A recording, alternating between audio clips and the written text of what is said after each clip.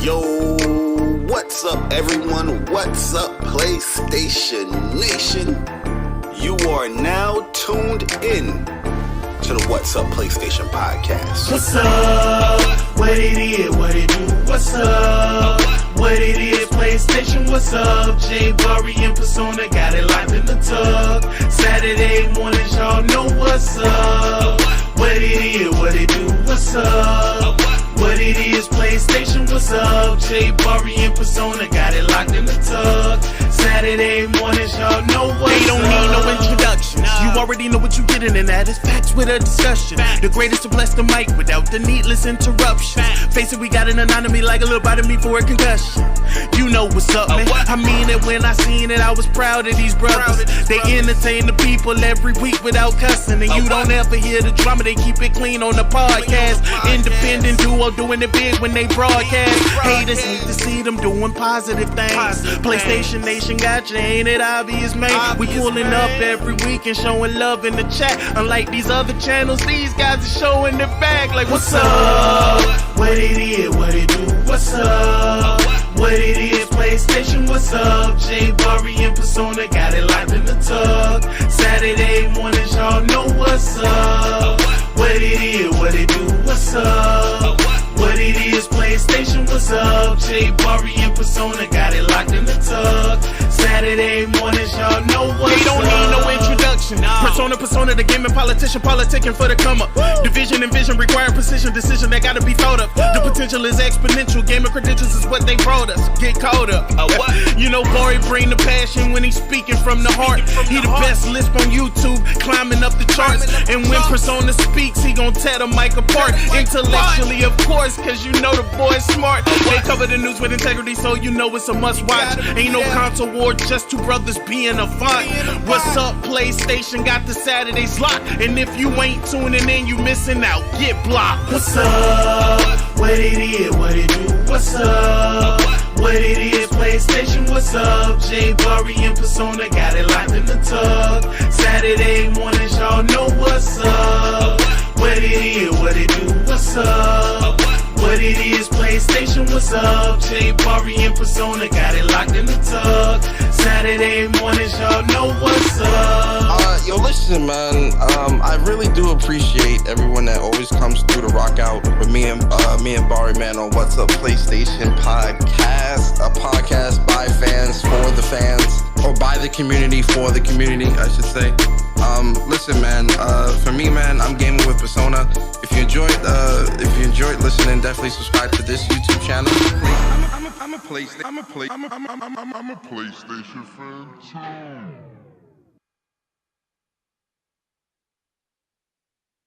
Yo, what's up everyone? What's up PlayStation Nation? You are now tuned in to the What's Up PlayStation podcast. What's up? What it is? What it do? What's up? What it is? PlayStation, what's up? Jay Bari and Persona got it locked in the tub. Saturday mornings, y'all know what's up. What it is? What it do? What's up? What it is? PlayStation, what's up? Jay Bari and Persona got it locked in the tub. Saturday mornings, y'all know what's up. They don't need no introductions. You already know what you're getting, and that is facts with a discussion. The greatest to bless the mic without the needless interruptions. Face it, we got an anatomy like a little bite of me for a concussion.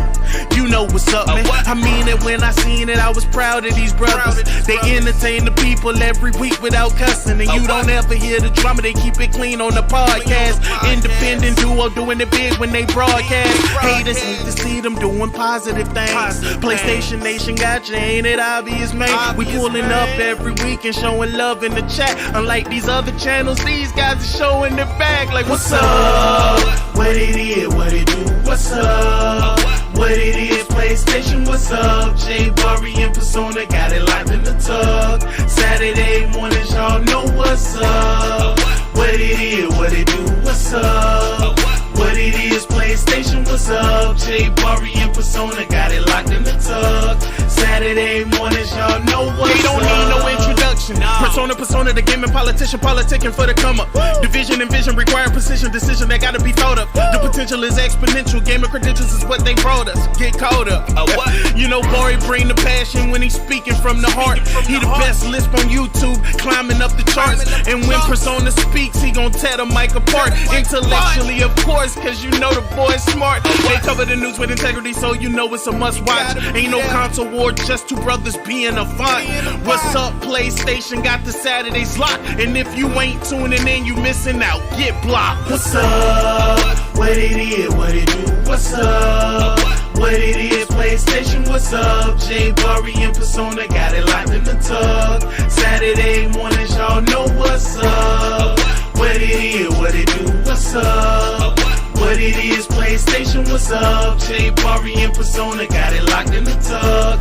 Saturday mornings, y'all know what's up. Yo, listen, man. I really do appreciate everyone that always comes through to rock out with me and Bari, man, on What's Up PlayStation Podcast, a podcast by fans for the fans, or by the community for the community, I should say. Listen, man. For me, man, I'm gaming with Persona. If you enjoyed listening, definitely subscribe to this YouTube channel. I'm a PlayStation fan too.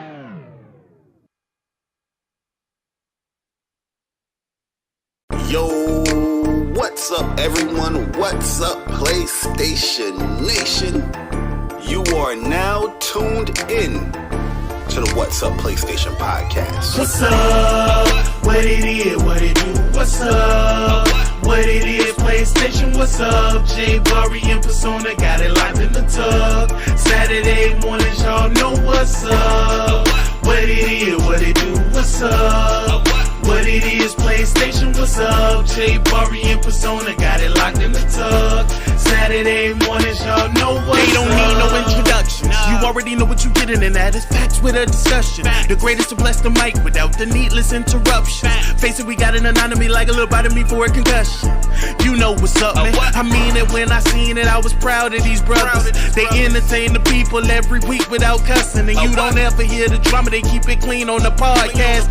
Independent duo doing it big when they broadcast. Haters hate to see them doing positive things. PlayStation Nation got you, ain't it obvious, man? We pulling up every week and showing love in the chat. Unlike these other channels, these guys are showing their back. Like, what's up? What it is, what it do? What's up? What it is, PlayStation, what's up? Jay Bari and Persona got it locked in the tug. Saturday mornings, y'all know what's up. What it is, what it do? What's up? What it is, PlayStation, what's up? Jay Bari and Persona got it locked in the tug. Saturday mornings, y'all know what's up. They don't need no introduction. Persona, the gaming politician, politicking for the come up. Division and vision require precision, decision that gotta be thought of. The potential is exponential, gamer credentials is what they brought us. Get caught up. You know, Bari bring the passion when he's speaking from the heart. He the best lisp on YouTube, climbing up the charts. And when Persona speaks, he gon' tear the mic apart. Intellectually, of course, cause you know the boy's smart. They cover the news with integrity, so you know it's a must watch. Ain't no console war, just two brothers being a font. What's up, PlayStation got the Saturdays locked. And if you ain't tuning in, you missing out. Get blocked. What's up? What it is, what it do? What's up? What it is, PlayStation, what's up? Jay Bari and Persona got it locked in the tug. Saturday mornings, y'all know what's up. What it is, what it do? What's up? What it is, PlayStation, what's up? Jay Bari and Persona got it locked in the tug. Saturday mornings, y'all know what's up. Yo, listen, man. I really do appreciate everyone that always comes through to rock out with me and Bari, man, on What's Up PlayStation Podcast, a podcast by fans for the fans, or by the community for the community, I should say. Listen, man. For me, man, I'm gaming with Persona. If you enjoyed listening, definitely subscribe to this YouTube channel. I'm a PlayStation fan too.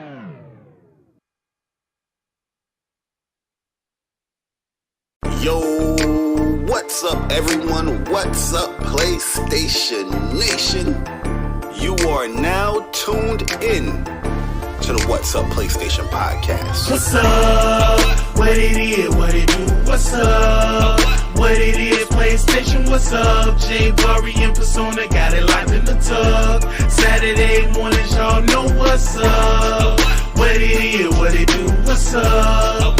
What it is, PlayStation, what's up? Jay Bari and Persona got it locked in the tub. Saturday mornings, y'all know what's up. They don't need no introduction. You already know what you're getting, and that is facts with a discussion. The greatest to bless the mic without the needless interruption. Face it, we got an anatomy like a little bite of me for a concussion.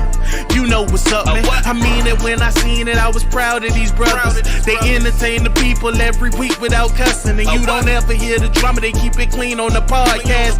Independent duo doing it big when they broadcast. Haters need to see them doing positive things. PlayStation Nation got you, ain't it obvious, man? We pulling up every week and showing love in the chat. Unlike these other channels, these guys are showing their back. Like, what's up? What it is, what it do, what's up? What it is, PlayStation, what's up? Jay Bari and Persona got it locked in the tub. Saturday mornings, y'all know what's up.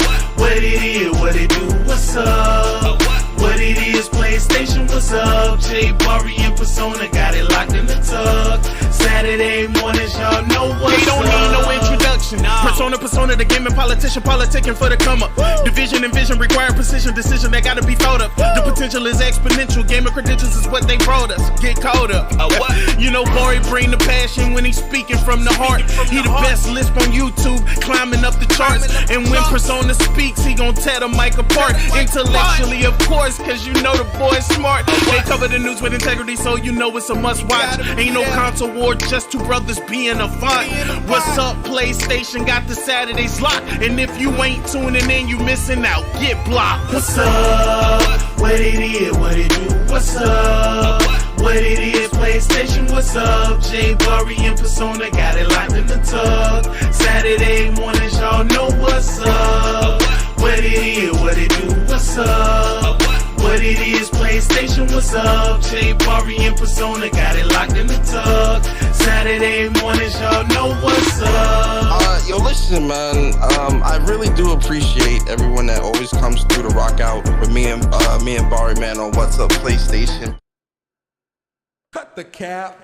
I'm a PlayStation fan too. What is good, YouTube? What's good, PlayStation Nation? It is your boy Persona of Gaming with Persona and one half of the What's Up PlayStation podcast crew. And welcome to episode 73 of the What's Up PlayStation podcast. I am your host for this week. And man, oh man, it feels good to be a PlayStation gamer. I'm a PlayStation fan too.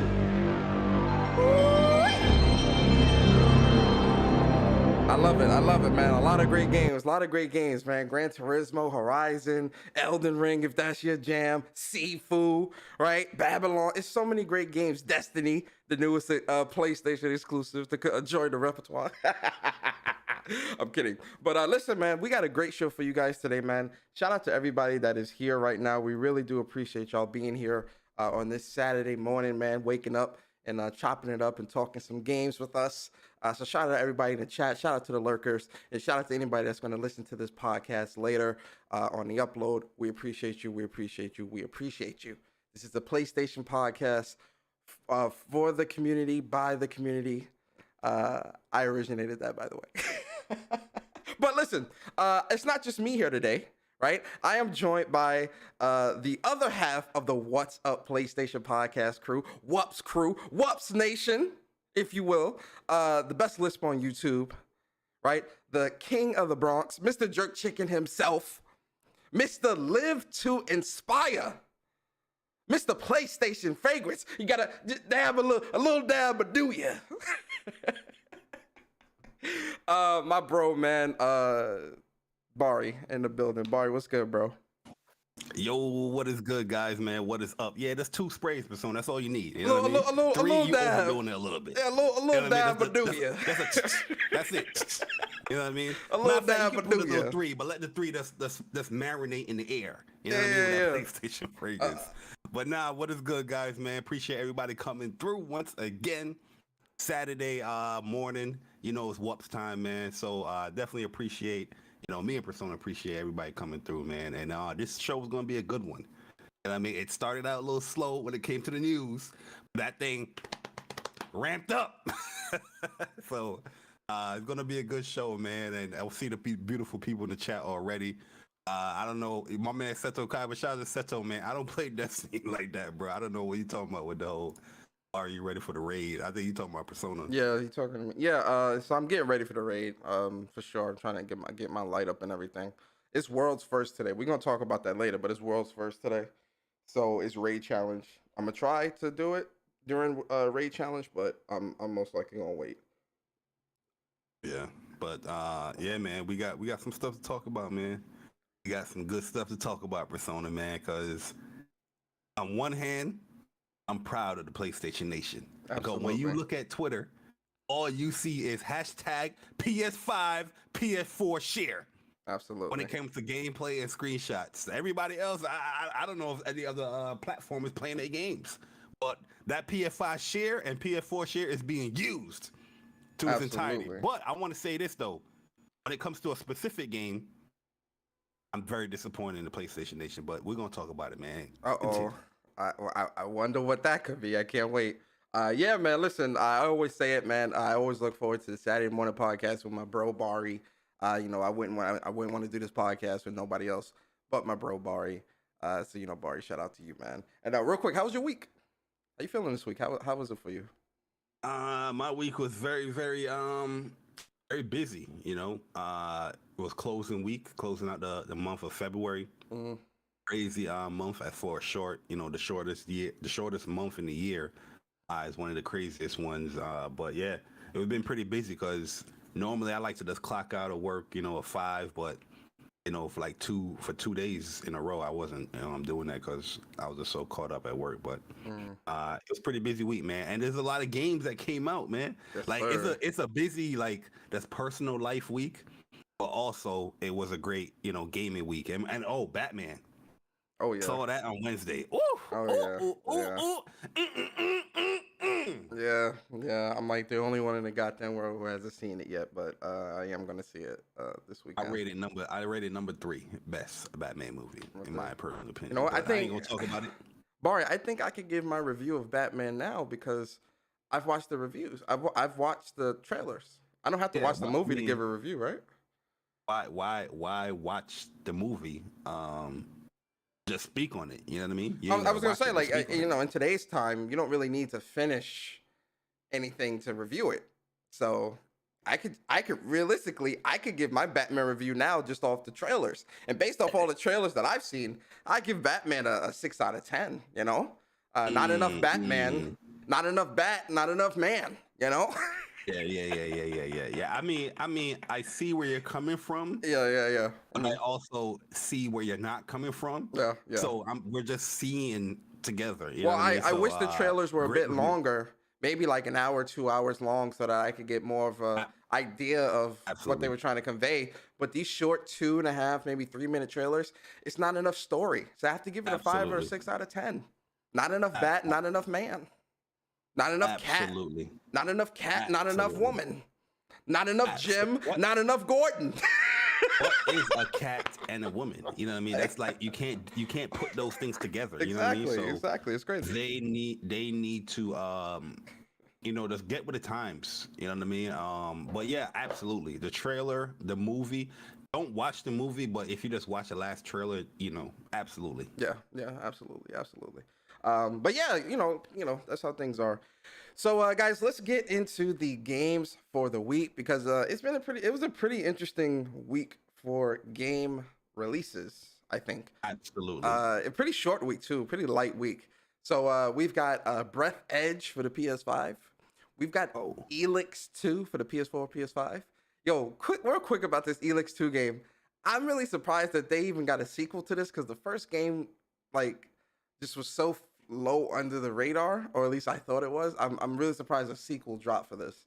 Probably made their budget. Yeah, they probably made it. Then we got Far Changing Tides for the PS5, PS4. We've got Shadow Warrior 3 for the PS4. This is an L. Where's the PS5 version for this game? This is an L, man. Especially with it being in PS Now, day and date, and all that. Where's the PS5 version? No, the thing is, PS Now, there's no PS5. But you still could have launched the PS4 version. Yeah, I get you. I'm with you. Then we got Babylon's Fall What's that, Persona? Is that a game?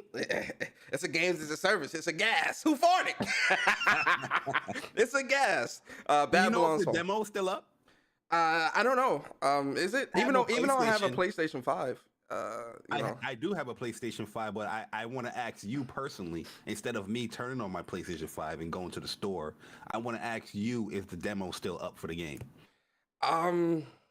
I think you should turn on your PS5 and check for yourself. It's always good to get answers for yourself. You're trying to say that you're not going to answer my question, Persona. Is the demo? I don't want to turn on my console. The PlayStation 5 is the greatest console ever. I type that all the time on Twitter. I'm playing the PlayStation. I'm on the play. I type it all day on Twitter. But I want to personally ask you, is the demo still up? Even though my PlayStation 5 is on right now because I'm listening to What's Up PlayStation podcast and the PlayStation 5 is on and I can easily just press the left D-pad one time to go to the store, but I want to ask you, Persona. I want to ask you, Persona. Is the demo still up?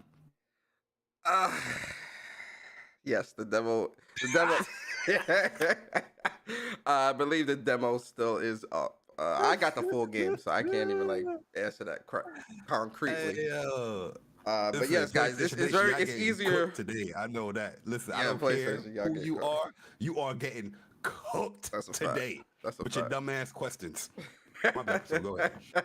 And then we got Disco Cannon Airlines for the PS4. We got Gran Turismo 7 GT7, as some will say, for the PlayStation 5 and the PlayStation 4. Let's go! And then we got Music Racer Ultimate for the PS5 and PS4. What a Pretty beautiful name for a game. Music Racer? Racing Ultimate. Yeah. Amazing. Pretty light week on releases, but I gotta be honest with you, Bari. I'm actually happy that it's a touch lighter week. Even though I think you and I both have been playing 2 or 3 games off this list already for the whole week. I'm kind of happy it's a bit of a lighter week, so that we can all play catch up on the greatness that has been releasing in the onslaught of February. Okay, so now we are in the spotlight portion of the show. And for those who are new here, the spotlight essentially is where me and Bari give you guys a game that we think you guys should check out or pay attention to. It could be a brand new game. It could be an old game. It could be a game that just released. It could be a game that releases 6 months to a year to 2 years from now. It could be a game from your childhood. The point of the spotlight is just to spotlight a game that we think the community should check out and look into, right? So, Bari, starting with you, man. What is your spotlight game for this week? I was gonna do, so we spoke, privately before the show started up, but we already gonna have our impressions for it. So I'm gonna, fall back on a spotlight in this joint this week. But I'm gonna spotlight Monarch, man. Really? And I mean, I'm putting some more time into it. Pretty good game, man. I feel like it's you could definitely tell it's like the Persona developers or some type of Persona developers that create a game where they could have like branched out a little bit more and create something a little bit more unique. But the battle system to me is like a strategy type battle system. Okay, kind of saved the game for me. It has all those little other Persona quips and all that, little perks and all that stuff that Persona games typically do. Outside of like the monster building, you're pretty much building your own like ego. That's what I'm gonna call the monsters. Like an ego is like casting like a being that fights with you and all that stuff. And other characters, they use their egos as well to help the fight and all that. But yeah, I like the strategy turn-based mechanic for the game, which makes it pretty fun. But story-wise, it's okay. Graphically, it's lacking in that department, but I just feel like the game could be much more expansive, like,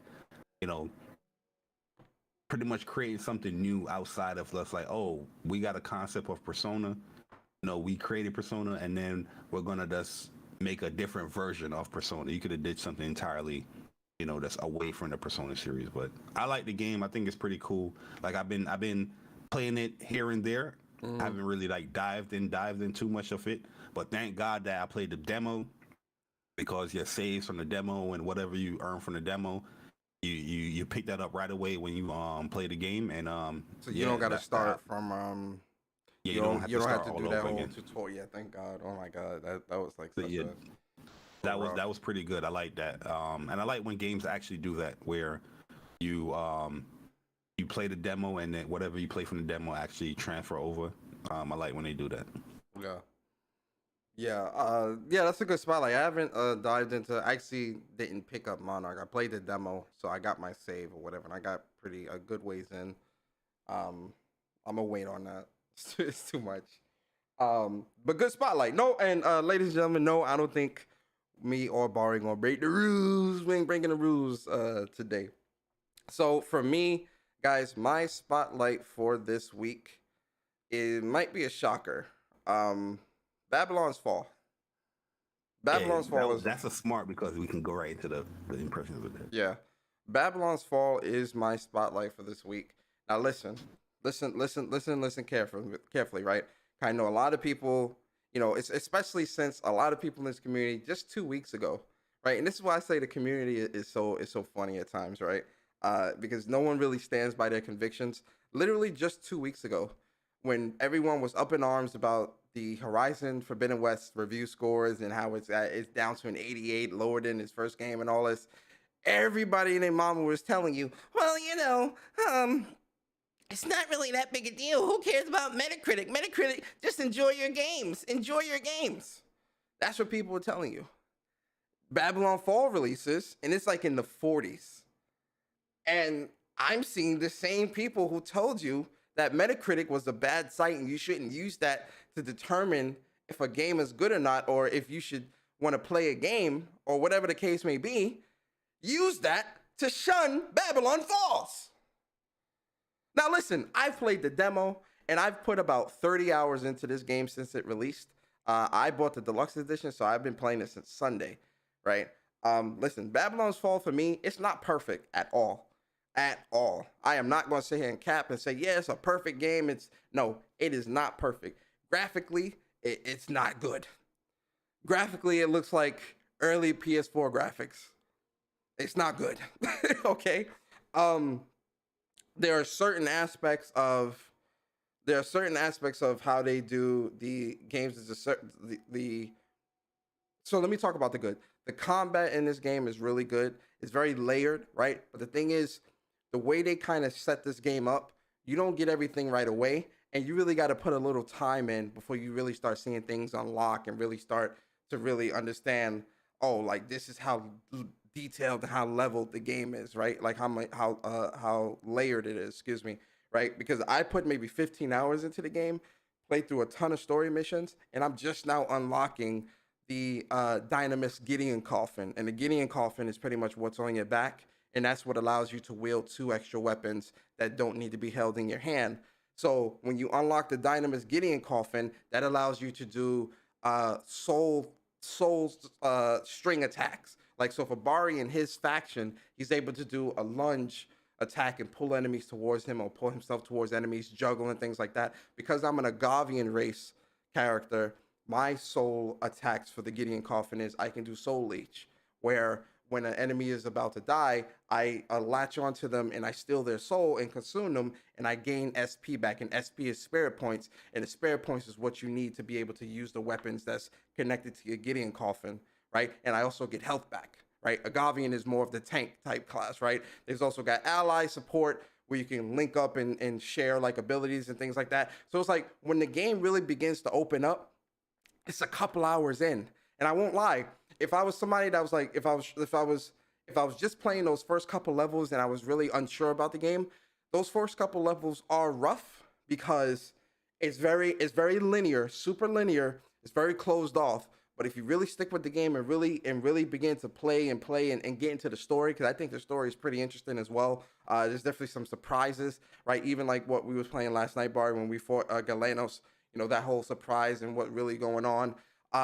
There's a lot of surprises and a lot of interest there, but the start is so slow that a lot of people aren't going to stick with it, right? And I think that's where problems lie. I feel like the first 2 areas are more like tutorial setup areas, where They're teaching you how to play the game. The second area, you know what I mean, they pick up the difficulty a little bit there, but the first two areas are very, very linear until you pass a certain portion of the game, where the first two areas you're gonna have these like skirmishes that unlock, and then the levels are mad different then.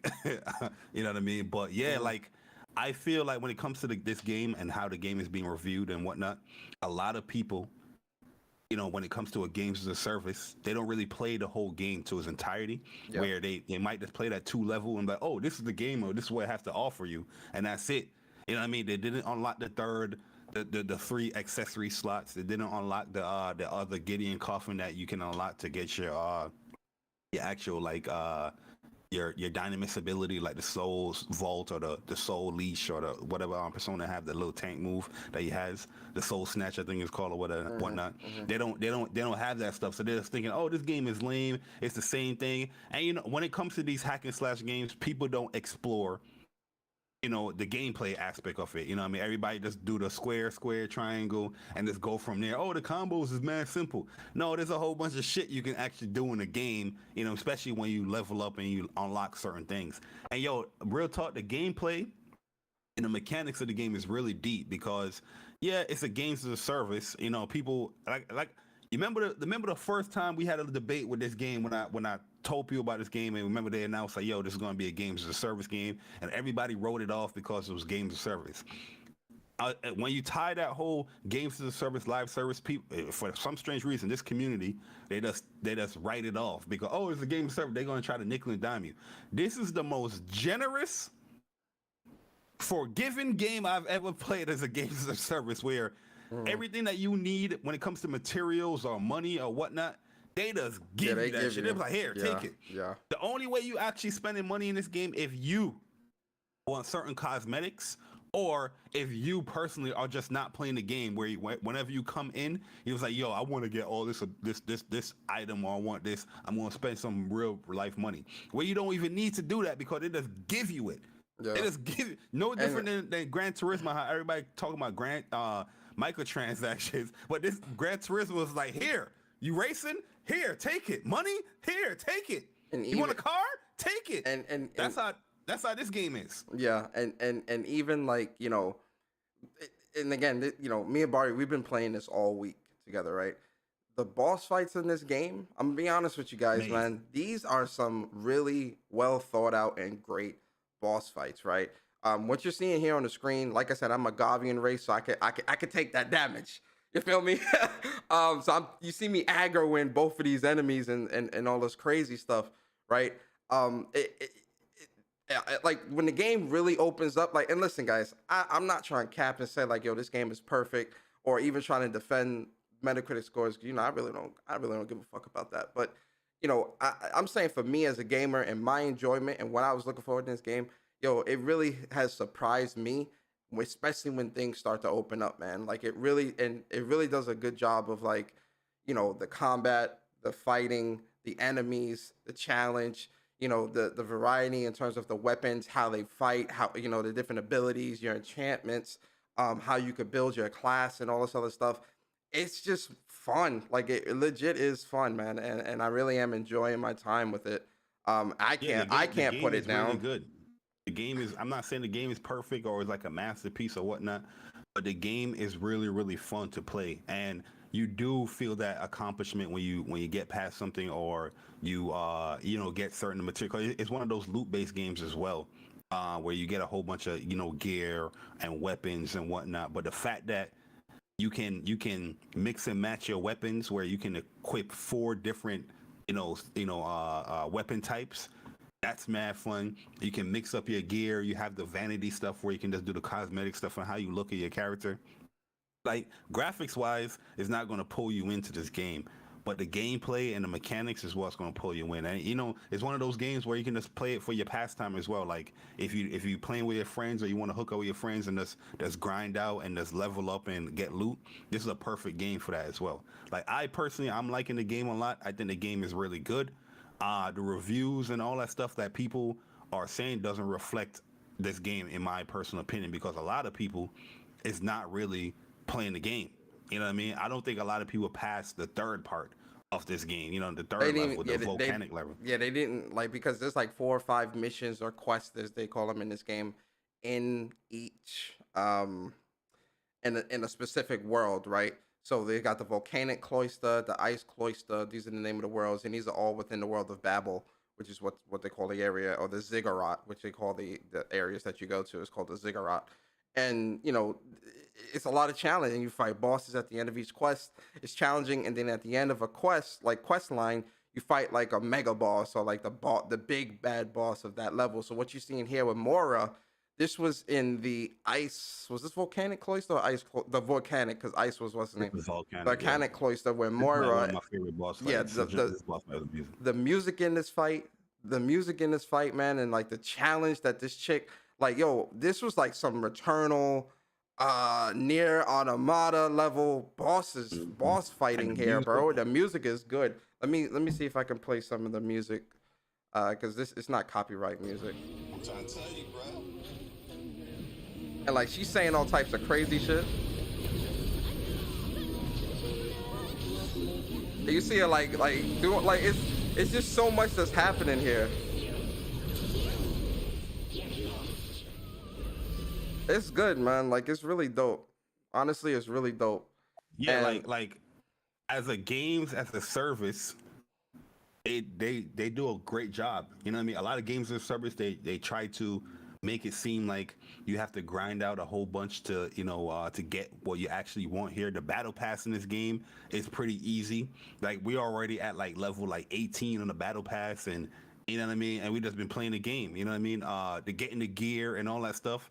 Like I said, this game is very generous. They just give it to you.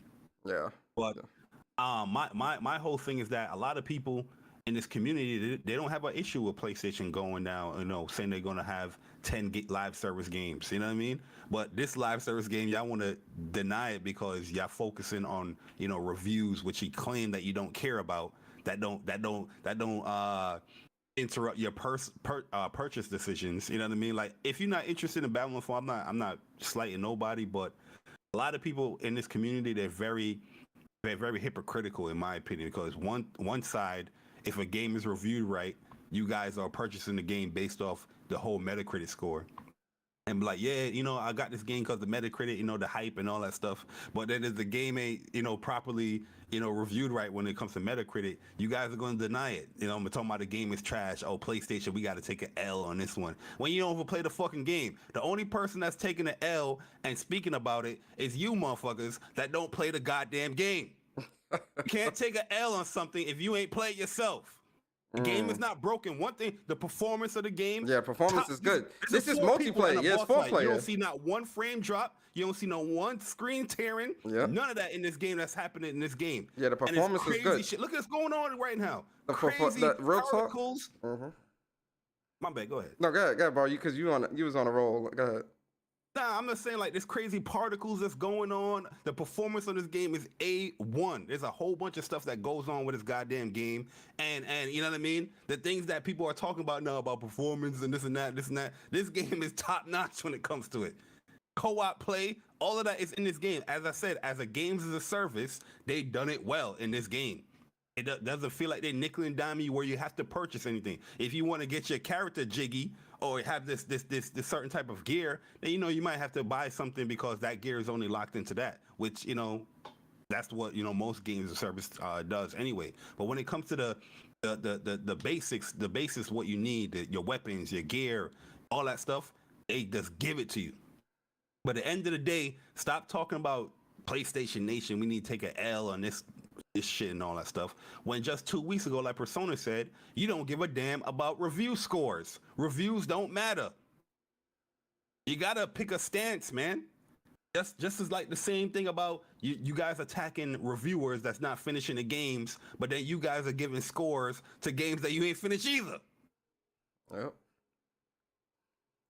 Yep. That's really what it is, man. You know, it's a decent game. It's not perfect by any means, but it really is a fun and enjoyable game, and it opens up so much the more you play it, and it really is. It's addictive. Like the gameplay loop they got for this is very addictive. Like I've been playing it all week. I'm going for the platinum, right? And you know, the gameplay loop, I'm not bored. You know, me and Bari was playing this shit last night for like 3 hours. I wasn't bored. Bari wasn't bored. We was having fun. Easy 3 hours. You know, Easy and 3 hours. You know what I mean? Like I seen people commenting on the combat. Yo, the funny thing about this joint, this is why I was joking about the whole demo and, you know, people asking me questions about, yeah, Jay Bari, is the demo still up? Is the demo? You got a PS5! The hell you asking me that question for? I'm a neutral. Press the left button 2 times and press X and go in the goddamn store and look it up yourself. I have no experience. I'm over here playing the message. Is the demo still up? I have no experience. The hell you messaging me on a PlayStation 5 talking about is the demo still up? I have no experience. If you wanna talk about the gameplay or any aspects of the game, download the goddamn game. The demo is up, free. And if you like it and you buy the game, guess what? You get to continue whatever you did from the demo.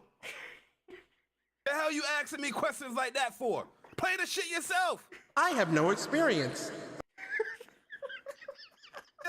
Bro, I'm over here playing your Persona. I'm playing the game. Bling-a-cling, bling-a-cling. Hey, Jay Bari, is the demo still up? The fuck is going on here?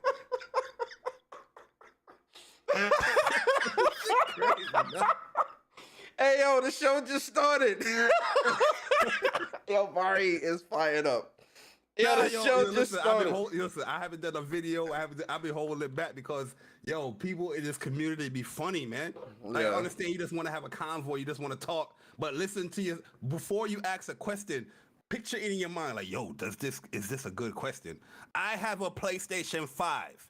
I can simply turn it on and press the left button 2 times, and I'm in the PlayStation store. If you are that concerned and that curious about the game, you can do what everybody else did that was interested in Godfall. They download the demo and played it. Persona played the demo before he played the game, even though we pre-ordered it, you know, months ago.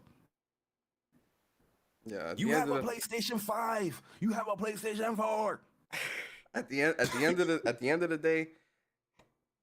day, man, it's a cool game, honestly, and I can't wait to dive more into it. Like I said, I'm working on the platinum, and it's funny too. Yeah, you know what makes it so funny? I hate to, I'm gonna say this, and then we're gonna move on.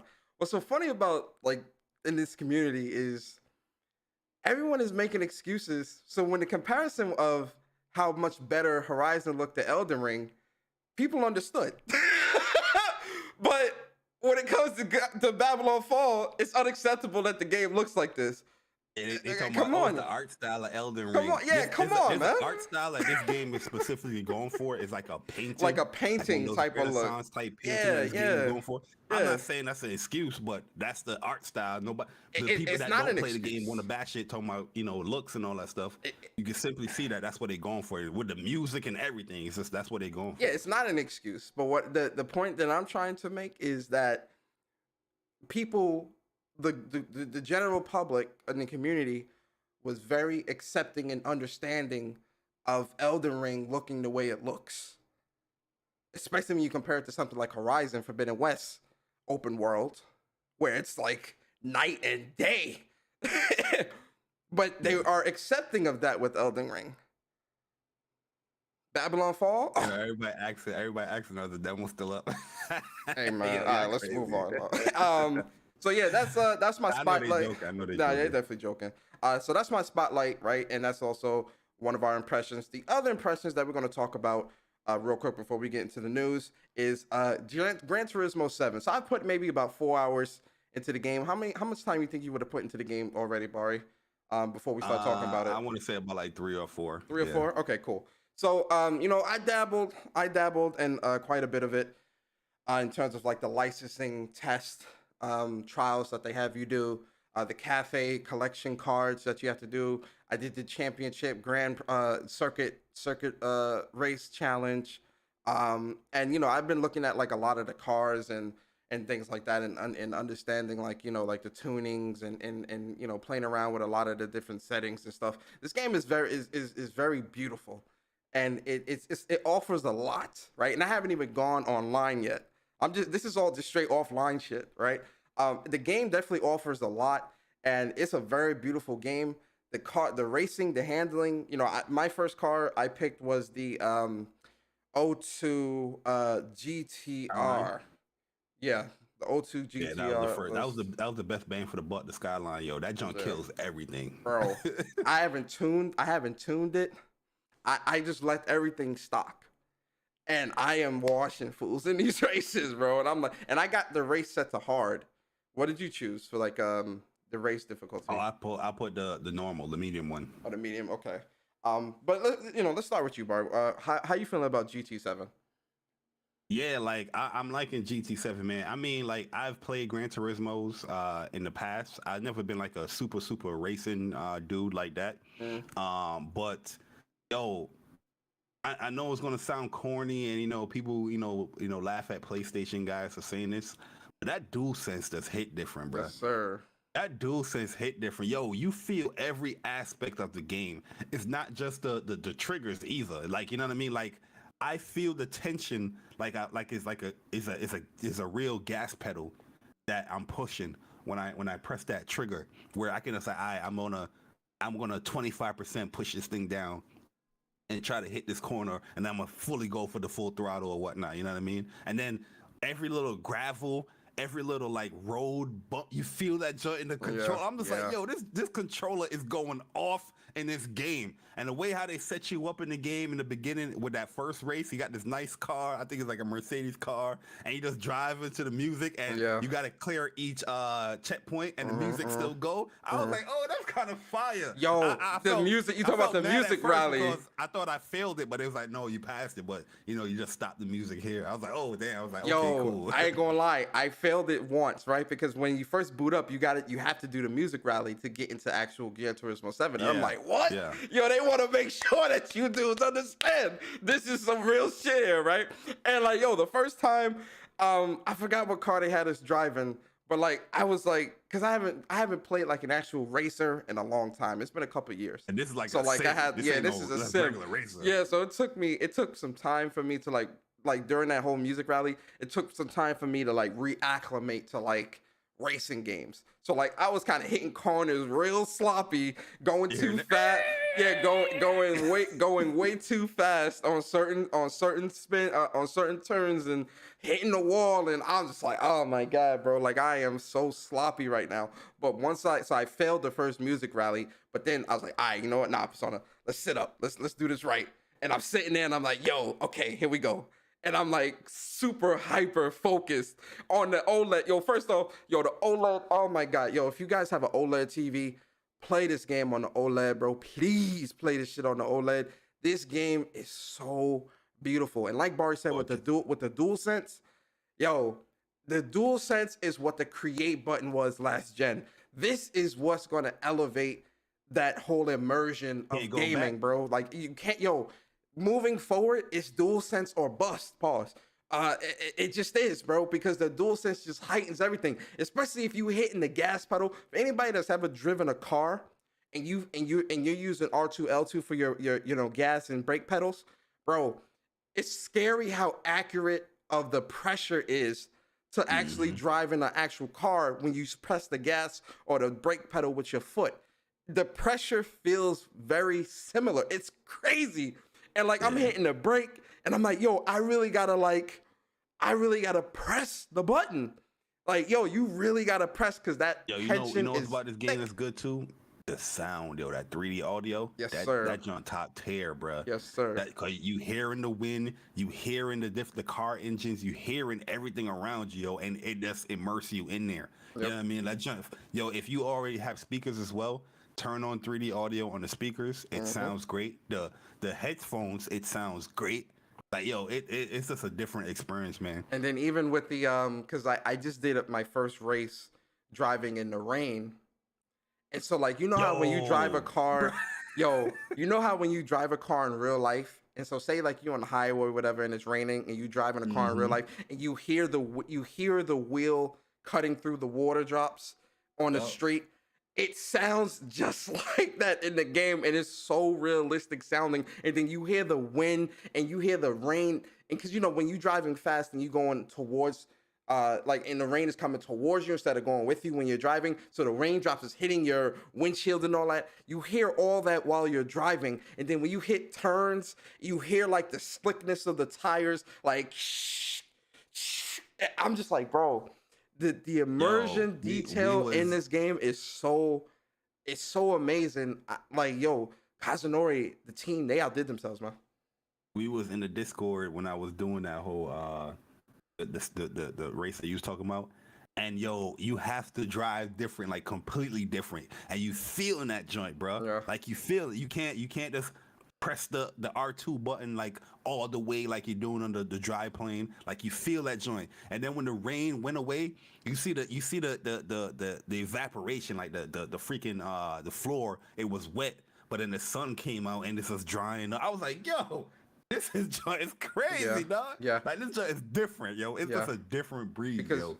Because there's one part of the rain level where when you're driving in the rain, like you hear it, and then there's like this underpass that you go under the tunnel. And when you hear it, the way, so there's two things that I noticed, right?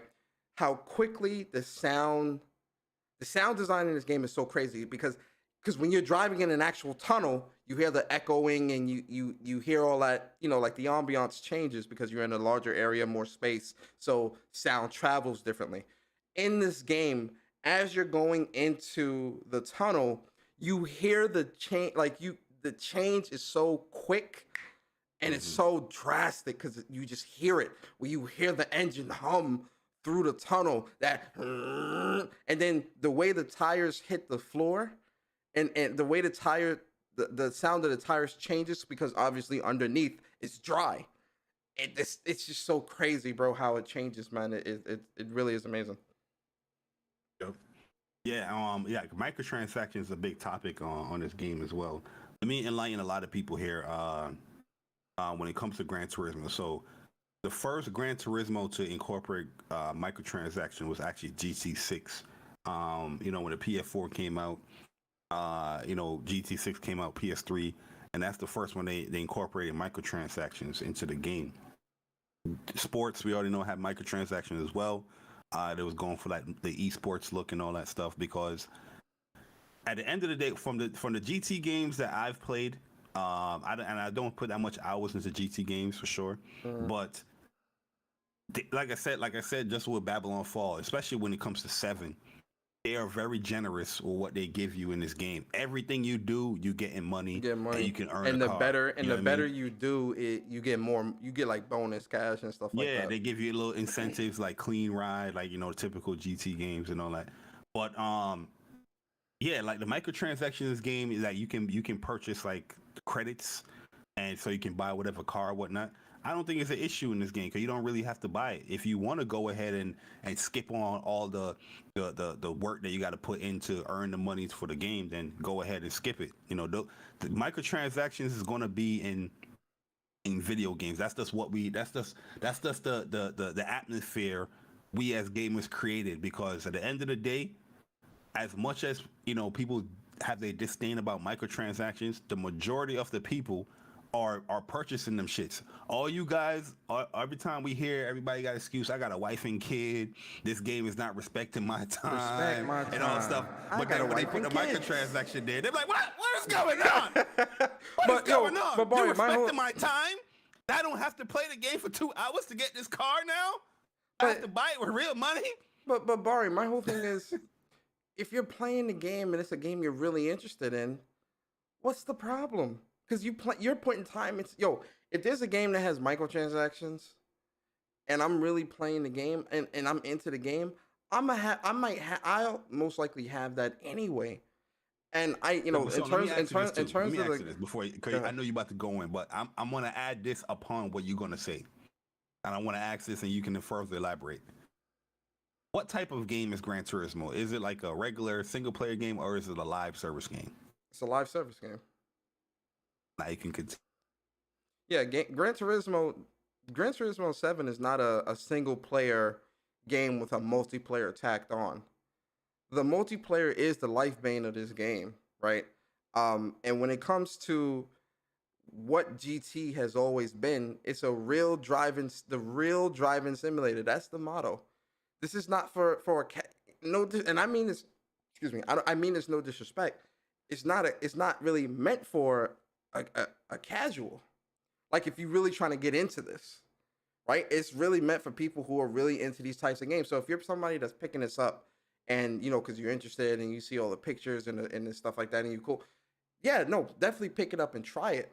But then if you're really trying to get into this and get the real cars and all that, and try to get the good stuff, you're gonna have to play the game. You're gonna have to really play the game and put time into the game. Like the problem with this community, with game, not even let me not preface it as this community. The problem with gamers today is the moment that they see microtransactions or the moment that they see anything that's live servicey, they immediately think that any type of grind that you have to do in a game is artificial and trying to push you towards spending money. Yep. If you're actually playing a game, stuff like that would be earned through natural progression, especially if you're trying to get better at the game. Gran Turismo is especially Gran Turismo 7. Gran Turismo 7 is a game that wants you to get better. That's why they have the licensing training trials and all that, so you can get your B license, the A license, the S license, money from doing. And yeah, earn money from. And they got you, you doing all these car collections, so you can get all these different cars, and they teach you about the history and this and that. It's because if you really want to get into this, we're gonna help you really get into this. Become a better driver. But no, it's the same thing with fighting games. Everybody thinks fighting games are bad because they suck. No, but there's trainings, there's a training mode, there's a practice mode, there's trials for each character so you can learn what their bread and butter is and what they can do. The same thing with Gran Turismo. If you're not that good at a driver in Gran Turismo, there is training and stuff like that you can do within the game to help you turn corners better, accelerate better, stop better, and do all these different things so that when you get into races, you can do the races better and earn more money to buy the cars that you want. So either you want to play the game and get better and get the cars you want, or you want to spend the money because you don't want to put the amount of time into the game to do it. But then that bears the question of, if you don't want to put the time in to actually play the game and get better, why are you playing the game in the first place? Why are you putting time into it? You got a wife and kid? Respect my time. I got a wife and kid. Hey, if you got a wife and kid, that's cool. That means that 1 hour a night you might have to train on a couple trials until you can get good enough to get that thing. That's not the game's fault. That's not the developer's fault. And that's not gamers' fault. Because you get in you want to go straight into online and you're trying to race somebody with a Bugatti and you got this busted ass Toyota Prius, right? You feel some type of way. Yeah, you feel some type of way because you driving this bullshit ass Prius and buddy next to you got a goddamn souped out Bugatti and he's lapping your times by minutes, right? That ain't my fault. That's not his fault. Play the game. Put time into the game. Yeah, meet the requirements, you know what I mean? So you can get that car. Yo, a lot of gamers, they fall under the placebo effect when it comes to microtransactions, bro. That's just the fact. Because we play a lot of games. Me and Persona play a lot of games. And a lot of people that complain about grind factor and stuff like that, I'm just like, yo, we play the same game. Just because this game have a microtransaction towards something doesn't mean that you can't earn whatever you earn. Because majority of the stuff that we play, we don't even purchase microtransaction unless we really, really like a game. You know what I mean? A lot of stuff like Call of Duty, we ain't got to purchase no microtransaction. We be earning a lot of shit that's playing through the game. Yep. You know what I mean? But the reason you probably purchase a microtransaction or whatnot, cosmetic or whatnot, because you know what I mean, you like the game. You want your character to look different or something like that. You know what I mean? I just hate the fact that gamers detest microtransactions right away when most of the microtransactions you don't have to purchase. You just want to fit into a conversation, or you're just not good enough in the game so you can earn certain shit. That's when now people are going to talk about accessibility and easy mode and all that stuff. No. It sucks his head, but yo, you gotta get good at the game. Like the games, most games like this, GT, the sports games and all that stuff, like fighting games. Yeah, you can earn stuff just by playing the game, regardless of skill level. But they have the skill level stuff up there So if you're doing really, really good, or you're hitting those high marks, or you're getting those gold trophies, you're gonna earn more stuff because you are excelling above the average person. You know what I mean? That's the incentive to get better. Like, oh, if I earn this gold trophy here at this license test, I can earn more money. Oh, let me try my best to go get it. Yeah, you're gonna have to do trial and error, but yo, that's the fun factor, or that's the driving point of the game, is to get better so you can earn more shit or earn more money. You know what I mean? Yo, that race alone that we just did, yeah, yo, bro, I was racing with my Porsche. I bought that joint in the used car factory. You know what I mean? Shout out to PlayStation with the pre-order millions. I think they gave you 1.6 million. I bought me a Porsche. Yep. You know what I mean? And I was racing in the rain with that Porsche. I'll destroy whatever that AI was. And they gave me mad bread. It gave me more money because I had a clean ride as well. Absolutely. Everything you do, bro. You go into the cafe and you select a mission. You're getting money. You're getting money. Yo, that's what I'm saying, bro. Do y'all want to play the game? Complaining about the mic. Most of the people ain't even played the game yet. Yo, this give you mad shit. Yo, crazy. But yo, let me get these. You do a circuit race. They give you 3 cars right there. But go ahead, my man. That's a fact. Let me get these super chats real quick. Yo, Viper, man, appreciate you always. He says, gaming over flow. It's a stampede. That's a fact. And shout out to No Cap Podcast, man. $20 super chat. He ain't saying that. He just threw 20 in the bucket. Appreciate you, Sick. No Cap Podcast, always, brother. And then King Proud, appreciate you for the super chat. He says, what up, guys? Just showing love and support. Yo, King Proud, we appreciate you, man. Fellow New York brethren out here. Appreciate you, King Proud. And then Brap, Basement Radio Arcade Podcast. Shout out to Brap. Enrique, he says, sup, Persona and Bari, I smell that greatness, and it smells good.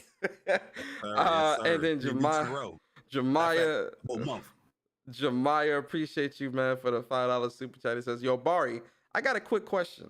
Is that demo still up? Is it still up, Bari? I'll start kicking shins, man. Yo, what's up, Jemiah? And then Marty Bison. Marty, appreciate you for the super chat. He says, shout out to my boys. Glad I was able to come see you guys live. I can't wait to get those shirts. Yo, Marty, appreciate you, man. You about to join the WUPS Nation? I'm saying, though. Hey, appreciate you, Marty. And then Brap, again, with another super chat. He says, I played a little last night. It looks great on my OLED. The DualSense is implemented well in GT7. What do you think of the increased price of microtransactions at GT? We already touched on that. Appreciate you, Brap. It ain't no increase. Like I said, GT7 is not the first one to do. Well, no, I think he's talking about the comparison of how much it costs to buy one car in one game as opposed to like buying a car in another. Oh, okay. I don't know what's the price, because everything you pretty much just purchasing the credits. A car in GT Sport would cost $4, and in GT7 it costs $40 to buy that type of car.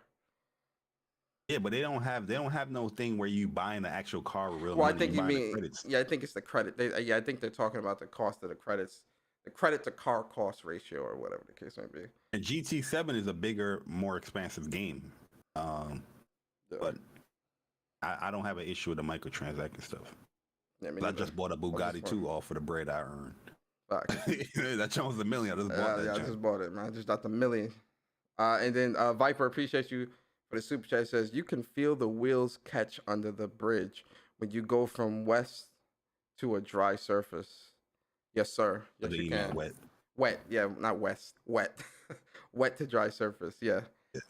So yeah, man, you know, those were just impressions, guys. We ain't even get to the news yet. Like, I'm scared to get into the news because I think me and Bari are both fired up here, which is good. Fired up, man, because listen, man, at the end of the day, a lot of people profess, and you know what I mean, they talk about that they love gaming and all that stuff, but a lot of people create every excuse not to play a game. Like, that's why I see more so than anything. Like, you know what I mean? If it's not the mainstream title that got a good Metacritic score, motherfuckers create every excuse not to, play a game. You know what I mean? Like, when I look at love and passion and enthusiasm, that's somebody that you play a game because it defines your interest. You know what I mean? I get there's a lot of games out there, you know what I mean? But it's not just every game that's close to 90 or 90 above Metacritic game that motherfuckers is playing if they love gaming.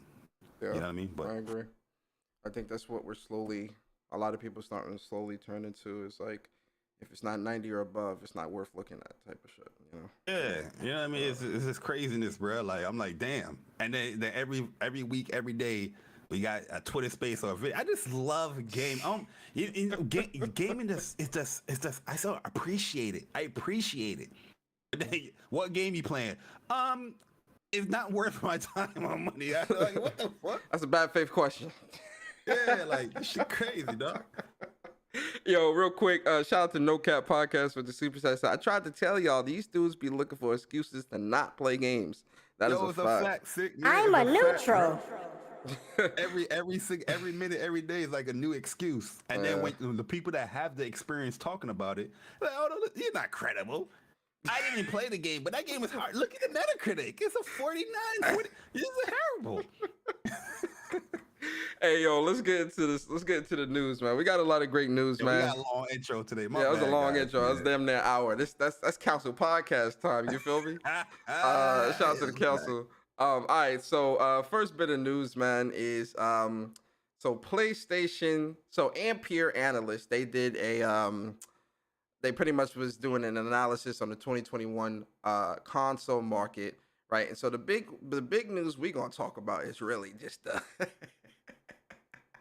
we're going to talk about the big news. So they did an analysis on the growth of the gaming console market for the year of 2021. And so the thing that stood out to me is, so Sony remains the market leader when it comes to driving spend, accounting for 46 of all revenues generated in the console market. 46%. So overall, the spending for 2021 was $60 billion. And of that 60 billion, PlayStation accounted for 46% of that. Bari, thoughts? It's a beautiful day in a PlayStation neighborhood. It's a beautiful day to be a PlayStation gamer. Would you be mine? Oh my goodness, man. Listen, men lie, women lie, the numbers don't. You know what I mean? People know PlayStation's the best place to play the games. Like, why would you deny yourself not to play a PlayStation where you can play all the greatest multi-plat games on top of the PlayStation fragrance when it comes to exclusive games? Yo, facts. It's just, you know what I mean? Like, it's hard to deny not owning a PlayStation, and numbers are showing that, where 46% of the market PlayStation is securing when it comes to this, you know, spending money and services and all that stuff together. Where, yeah, man, you know, it just tells you that PlayStation, they're doing something right. Where, you know, people are attracted to their platform, or they can't deny their platform, because it mostly and truly is the exclusive titles. A lot of the games that forms that have where, oh, you can play all the games. Guess what? They're not in the top 2. The ones that have the exclusive games that are about exclusive games, guess what? They're in the top 2. PlayStation, Nintendo. You know what I'm saying? But if you look at what Twitter and YouTube is telling you about gaming everywhere, and these games shouldn't be exclusive, and exclusives is down, and exclusives shouldn't be on any platform, that's not the case. You know what I mean? It's not the case that, yeah, a majority of that stuff that PlayStation is leaning is because of the third-party stuff, but I'm just saying that people are buying into and playing on the PlayStation is not just because of the third parties, that they also have the option of these great exclusive games. You know what I mean? It's just hard to deny the platform, but It's great on PlayStation to see, man. Hopefully they can keep it up. Hopefully they can increase that number to 50. Yo, facts. No, yes, absolutely. I mean, I think it's one of those things, like, you know, I agree 100%, man. You know, I'm glad to see that PlayStation, well, I'm not surprised that this is happening, because PlayStation is definitely the place to play when it comes to really playing everything. Because if you like, you know, you can play Elden Ring and Horizon on a PlayStation. That's powerful. You know, that's important, right? You know, you can play GTA 6 or you can play Formula F1 and Grid and GT7 on a PlayStation. You know, you can play GTA 6 and and whatever else on PlayStation. The point that I'm trying to make is I'm not surprised. I'm happy to see that PlayStation is doing so well. I just wanted to keep up that momentum of being that market leader and securing the right deals, because a lot of this is the service spending with PS Plus, PS Now, also digital sales. NPR also talks about how boxed sales of games went down about 2% overall, but digital sales of games has gone up. So and PlayStation is definitely getting a lot of that digital profit as well, especially where if you got a digital only PS5, you're buying your games from PlayStation. So a lot of that money is going to PlayStation. So it's good. I'm happy. Shout out to PlayStation. They doing their thing. Then let's move on. Then we got shout out to Lindsay Thompson, one of the senior cinematic animators for Ratchet and Clank Rift Apart. She works at Insomniac. Really, really cool person as well. Trying to get her on the show. Lindsay, if you're watching, come, pull up, come to the What's Up PlayStation. That's Lynn Slay. Lynn Slay, yeah, man. She cool peoples, man, right? So shout out to the Insomniac animation team. So the BAFTA 75th anniversary awards. This is the UK awards. They had released their nominations for their show that's coming up, and the Insomniac animation team was animated for Game Award nomination for animation. So shout out to the animation team over at Insomniac for Ratchet and Clank Rift Apart. Definitely well deserved. Ratchet and Clank is amazing. What's funny about Lindsay too? Like a lot of people, like she more than video games that she has worked on. She has worked on Incredible Hulk, the ones with Edward Norton, Avatar, Avengers, that Legends of Guardians, that Owl movie, Wreck-It Ralph. Like she worked, and when you look at those movies, like the animation, the 3D stuff is all amazing. So you seen that stuff tied into quality, like a Ratchet and Clank or a Spider-Man and all that, man. So Insomniac, they got talent over there, man, and it's showcasing. Yeah, they definitely got talent. Like it's we're gonna touch on the talent talk later too, because I got a lot to say about that. But yeah, man, shout out to Lindsay and the cinematic team. Shout out to Insomniac as a whole. I hope you guys win that, and keep on being great people over there. We appreciate y'all. And then shout out to Housemarque. Yo, listen, man, I'm very round of applause, man. Let me put the round of applause on, man. Yeah, well deserved, man. Well deserved. Shout out to the PlayStation developers and studios that's winning awards actually based off of the stuff that they are delivering. Yo, listen, the reason why Housemarque it hits home for me, man. Housemarque is very, because I've played a lot of Housemarque's games, even way back on PS3 with Super Stardust, and then Resogun, Next Machina, Alienation, and all these other great games that they have created. I've been playing the games for a very long time, right? With Returnal and them creating this much larger, like a AAA budget style game, right? Their first attempt at doing something like this, but still trying to maintain that Housemarque essence and feel and what makes Housemarque great. It's tough. It's tough. And they really did their thing here, man. And listen, I love Returnal, man. That is such a great game. And I'm really happy to see the recognition that they're getting, man. They've been nominated for 8 BAFTA awards: artistic achievement, audio achievement, music, game design, narrative, original property, technical achievement, best game. Another round of applause. Another round of applause for Housemarque. Yo, Bari, man, how you feeling about this, man? Talk to us.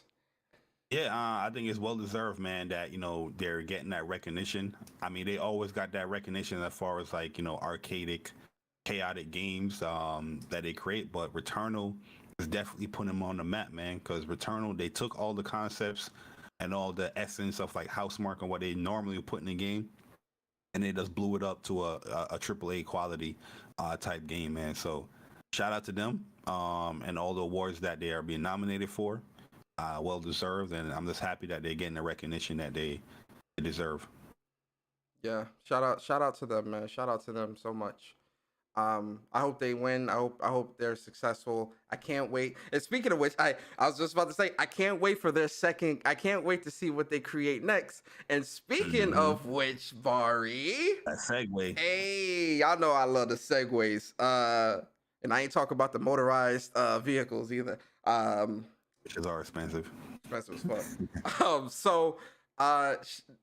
Speaking of which, there at the Dice Awards, they were doing an interview, and so one of the questions that was asked was talking about how. So I'll read the question, then I'll kind of touch on the point that they made. So it says, right now we're seeing something of a change in video games and how they're made. Recently, Sony recently bought Bungie. You're obviously under the Sony umbrella. Earlier, you talked about maintaining your identity and who you are as a studio. In a time where Sony especially seems to want more live service games, more things like this, how do you react to that? Are you interested in making live service games? And in a time where games are changing, the people playing them are changing, how do you hold on to that identity? That's a very good question. I'm not even gonna lie, that was a damn good question. And so pretty much, Kutitin, he is the game creative director, if I'm not mistaken. He says, well, the jury's still out there. We're one of the very last dinosaurs making arcade games. Next Machina a few years ago was a very much a shoot 'em up game in the style of the coin ops from the 80s. That sort of clue, but it's interesting. We've been thinking about that. We had our stint working on multiplayer games because a few years back, it seemed like you needed to have some kind of multiplayer experience. We tried that and we really didn't do it as well. But it's early days with us starting a new game, a new IP, concepting it out. We'll see what comes of that. Now let's highlight the hold up. But it's early days with us starting a new game, a new IP, and it's being concepted out. Bari, he just confirmed that Housemarque is working on a brand new game, a brand new IP that's in the concept stage. Let's get the rumor, let's get the speculation wheel rolling, Bari. What do you think this is, man? We know Housemarque in their essence and how they are, and they like to make these twin stick shoot 'em ups and these real fast-paced shoot 'em up type of games. What do you think we're seeing here? Because I ain't gonna lie, I was hoping for some Returnal DLC, which might still happen. You know, like this is not saying that would never happen. I was hoping for some more Returnal, even a Returnal 2, right? But if they're working on a new IP and it's concepting out, what do you think, or what do you hope this new IP would be? Well, based off of what he's saying here, I'm assuming that this new game is going to be like a multiplayer-driven game, because what he's talking about when it comes to the multiplayer game and it didn't do well for them was that Storm Drivers game. It was like a battle royale game that didn't even make it to consoles. You know what I mean? It had some interesting stuff. It had like a beta and all that stuff, but it didn't even make it to the console. I think you can still play it on like PC or whatnot, but it didn't bode well for them doing that. And after that, then Returnal, got made and all that stuff. So just looking at from what he's saying here, he's talking about the multiplayer experience, and then he said we tried that, it didn't really do well, but it's early days, and we're starting a new game with a new IP concept out. I think they're probably going to, dabble again at the multiplayer aspect of what they try to do with Storm Divers, but I would love to see. I don't know about Returnal like DLC or concept.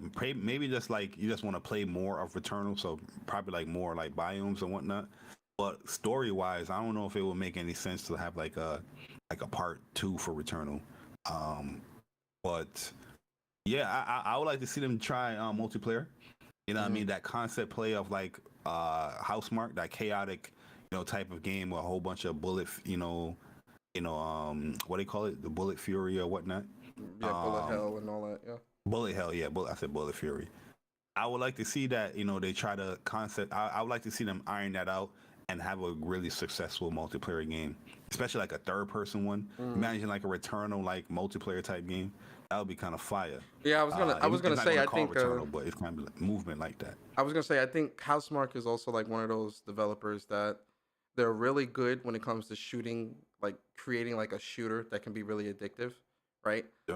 They have a lot of expertise there, right? And we know that PlayStation is trying to dabble more into this live service market, and they're trying to build up more games, more shooters, and things like that. I feel like Housemarque would be kind of like how the whole Bungie thing happened, where one of the biggest reasons why PlayStation was really interested in Bungie is because Bungie has a lot of experience with live service games. Obviously, when you look at Bungie, they're one of the legends when it comes to creating first-person shooters. So I think when you look at it from the perspective of Housemarque, I think Housemarque has a lot of great experience creating addictive bullet hell shooters as well. And when you look at Returnal and what Returnal has become, they were able to amplify what they're good at and really build it out on a larger scale. So I definitely agree with you where if they were to make like a live service Returnal style game where it's you and 4 players going into Atropos, right? And it doesn't have to be Atropos. I'm just, spitballing here. But, you all plop down into Atropos and you all go through the whole level shooting at enemies. And, obviously it would have to be at a much larger scale because if you got 4 people plopping into a world like Atropos, it's got to be enough room for everybody to move around, for the enemies to be around and all this. And it's all just bullet hell. You pretty much saying like Alien Nation, but just in a Returnal. Yeah, in a Returnal. Yeah, in a AAA. Yeah, they already created stuff like that where you can do like the multiplayer, like co-op stuff. When I was saying multiplayer, I was talking about like more like PvP. But yeah, I get the whole PvP. I feel like they would probably, if they do create something that's multiplayer focused, I feel like it would probably be co-op and not something PvP related. I just don't see. I'm saying like with Returnal gameplay. You probably have like a 4v4 or 6v. Yo, that jump would be crazy. All that bullet hell, you have to dodge involve frames with the dodging and all that jump would be fire, bro. It would, but I don't know, for some reason I just don't see Housemarque creating something like that. Like I see more of a co-op experience them creating. Yeah, but that's what I'm saying. That's why when I said when I'm going off of what he's saying, he basically was talking about that Storm Divers game that didn't even come out. That was like a PvP kind of thing, but it was like, I think it was like a battle royale game if I remember correctly. But that wasn't like a PvE type of stuff. That was like you versus everybody else or whatnot. Yeah, I think they're gonna dabble in. That's why I think he's going like the concept and like we're still deciding if it's gonna be. It could turn out to what you're saying because that's what they done already. So it could turn out to what you're saying, but. We'll see. I would like them to see I would like to see like a PvP type versus Returnal gameplay. If it was Returnal PvP versus weapons and all the alt fire and all that stuff and the dashing and you fighting against other people, that would be if it was Returnal like a PvP versus type of thing, that would be really dope, especially in a Returnal type of setting with all those different guns and all that. Yeah, that'd be kind of crazy. That would be crazy, dog. That would be crazy. I'll be on that. That's where you would need like a scuff. You know what I mean? Yo, that's out there. Hold on. I'm replying to Wolfgang. What he said. Wolfgang said, helping me get through dialysis, fellas. Appreciate this podcast. Wolf, man, we appreciate you, sir. Yeah, no doubt. Wolfgang, man. I'm glad we able to get you through. Get through your session. Yeah, Housemarque. Congratulations on them. With the awards, the nominations, and it's cool that they're working on a new game already. Yep. These guys are busy. Yo, they busy. Yo, listen, Bari, they're a AAA studio now, bro. They under PlayStation, bro. They have elevated. The glow up is real. They out here hiring, trying to build up that studio. Yo, they working, Bari. They working, man. Imagine that. You already came out with a game last year, but you're already concepting for a new one. Right now, which is normal, but a lot of other acquisitions. Yo, that's how greatness works. That's how you stay on top, pause. But all right, cool. Shout out to Housemarque and them, man, and congratulations again to the nominations for at the BAFTAs. But moving on, another one, a lot of great things for like things that are either tied directly to PlayStation or PlayStation adjacent, right? Shout out to SIFU. Listen, SIFU is one of those games I could not wait. Like, I've been fiending for this game since they first showed it.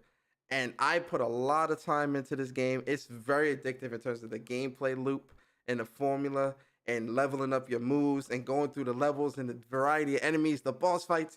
everything about SIFU to me is perfection. It's really is a great game. I enjoy. Got the platinum twice. Well, I'm gonna get it for the PS4 once I'm done. But SIFU has hit 1 million games sold. A million, just like a week or two ago, they were at 500,000. Now today they're at 1 million. It took about 3 weeks, and about 3.5 weeks, they got to 1 million players and 1 million copies sold. Man, Bari, let me give a round of applause to SIFU real quick. Shout out to Slow Clap. Yeah, I was going to take that round of applause, man. Well deserved. Well deserved. This is their best-selling game, obviously. Being on PlayStation, on PC. They have some other stats in there too that was interesting because they highlighted that over 10 million hours have been played. For everybody claiming that this game is short. 10 million hours for a quote unquote short game. That's a lot. That means people are replaying it. People are playing it. People are playing your game. They also said more than 45% of players have completed the challenging second level of the game. That's good. Almost half of the people have, beat the club. Yo, listen, club is most definitely the toughest level in the game, hands down. I think they said over 150,000 players have already mastered Kung Fu enough to beat Yang. So there's Yang the final. About 15% of the people with the game sales have actually completed the game. Damn, that's kind of crazy, bro. Which is a difficult game, everybody claim, right? So yeah, it's a tough game, man. It's crazy that only 150,000 people actually beat the game. That's crazy. What's funny is that Sean is actually not the hardest boss. It's Yang, because at least with Sean, you could use your focus moves. You can't use no focus moves with Yang. Yeah. You gotta fight him straight up. So if you ain't got learned the game, you're gonna get walked. Yeah, if you ain't got your dodging, your parrying, and all that in check, you gonna get scraped. Yang gonna scrape you. So he does damage too. He does a lot of damage. Quick. Yeah, he does a lot of damage. So yeah, this is well deserved though. I think this type of success, I love to see this type of success, man, especially for Slow Clap, man. Because like I said before, them coming from Absolver was a great game as well. But to build upon that, because really what SIFU is Absolver combat just turned up to 10, right? And they really just perfected and touched up on a lot of things. So I'm very happy for their success, and really I can't wait for their next game. I know that they have some free DLC and stuff, and they're about to get some costumes coming, costumes and stuff like that coming for SIFU, which I can't wait to see those and play in that. But then also that's a game that would never get deleted off my PlayStation because the gameplay is so much fun. I love going through that game and I'm just run through this joint and beat this at level 20. Age 20. Yeah. So super fun. Yes, sir. So shout out to SIFU, Slow Clap. Appreciate you guys. You guys did your thing. And then let's get on this Crunchyroll real quick, man. Crunchyroll. So Funimation, Bari, I know you hype off this. Well, you might not be. I don't know. You might not be excited about this, but Funimation and Crunchyroll will now be becoming one. Are unifying. So Funimation will be joining Crunchyroll, and everything that's in Funimation will now be under Crunchyroll. But there is an FAQ where they really get down to the nitty gritty, which I wanna talk about this real quick, because I feel like this announcement might have been a little too soon, because certain things that are very important, especially when you know how customers can be, where you really want to make things as simplified as possible. Where it can just be like 1 or 2 or maybe 3 clicks or whatever, and they can do what they do. But the FAQ kind of opens up to what's really going on here. So Funimation and Wakanen content is moving to Crunchyroll. What does this mean? So as of March 1st, existing and new Crunchyroll subscribers will have access to the library and simulcast content previously exclusive to Funimation and Wakanen. All new series from the upcoming spring 2022 season will stream exclusively on Crunchyroll. So Funimation and Wakanen will only continue to add new episodes of current series. And then the other one that's important is I have both Crunchyroll subscription and Funimation Should I cancel one? And they're saying no, don't cancel because certain things that you might need to do in Funimation, if you cancel one, you won't be able to do that, like make changes. But they're saying, can I access Crunchyroll with my Funimation login credentials? And not at this time. If you're a Funimation or Wakamen or VRV subscriber, the best way to get access to all the latest shows is to start a new subscription with Crunchyroll. Please note that you won't see your Funimation digital copy, watch history, or queue in Crunchyroll yet. We're working on it. And then it says, well, what's the other one?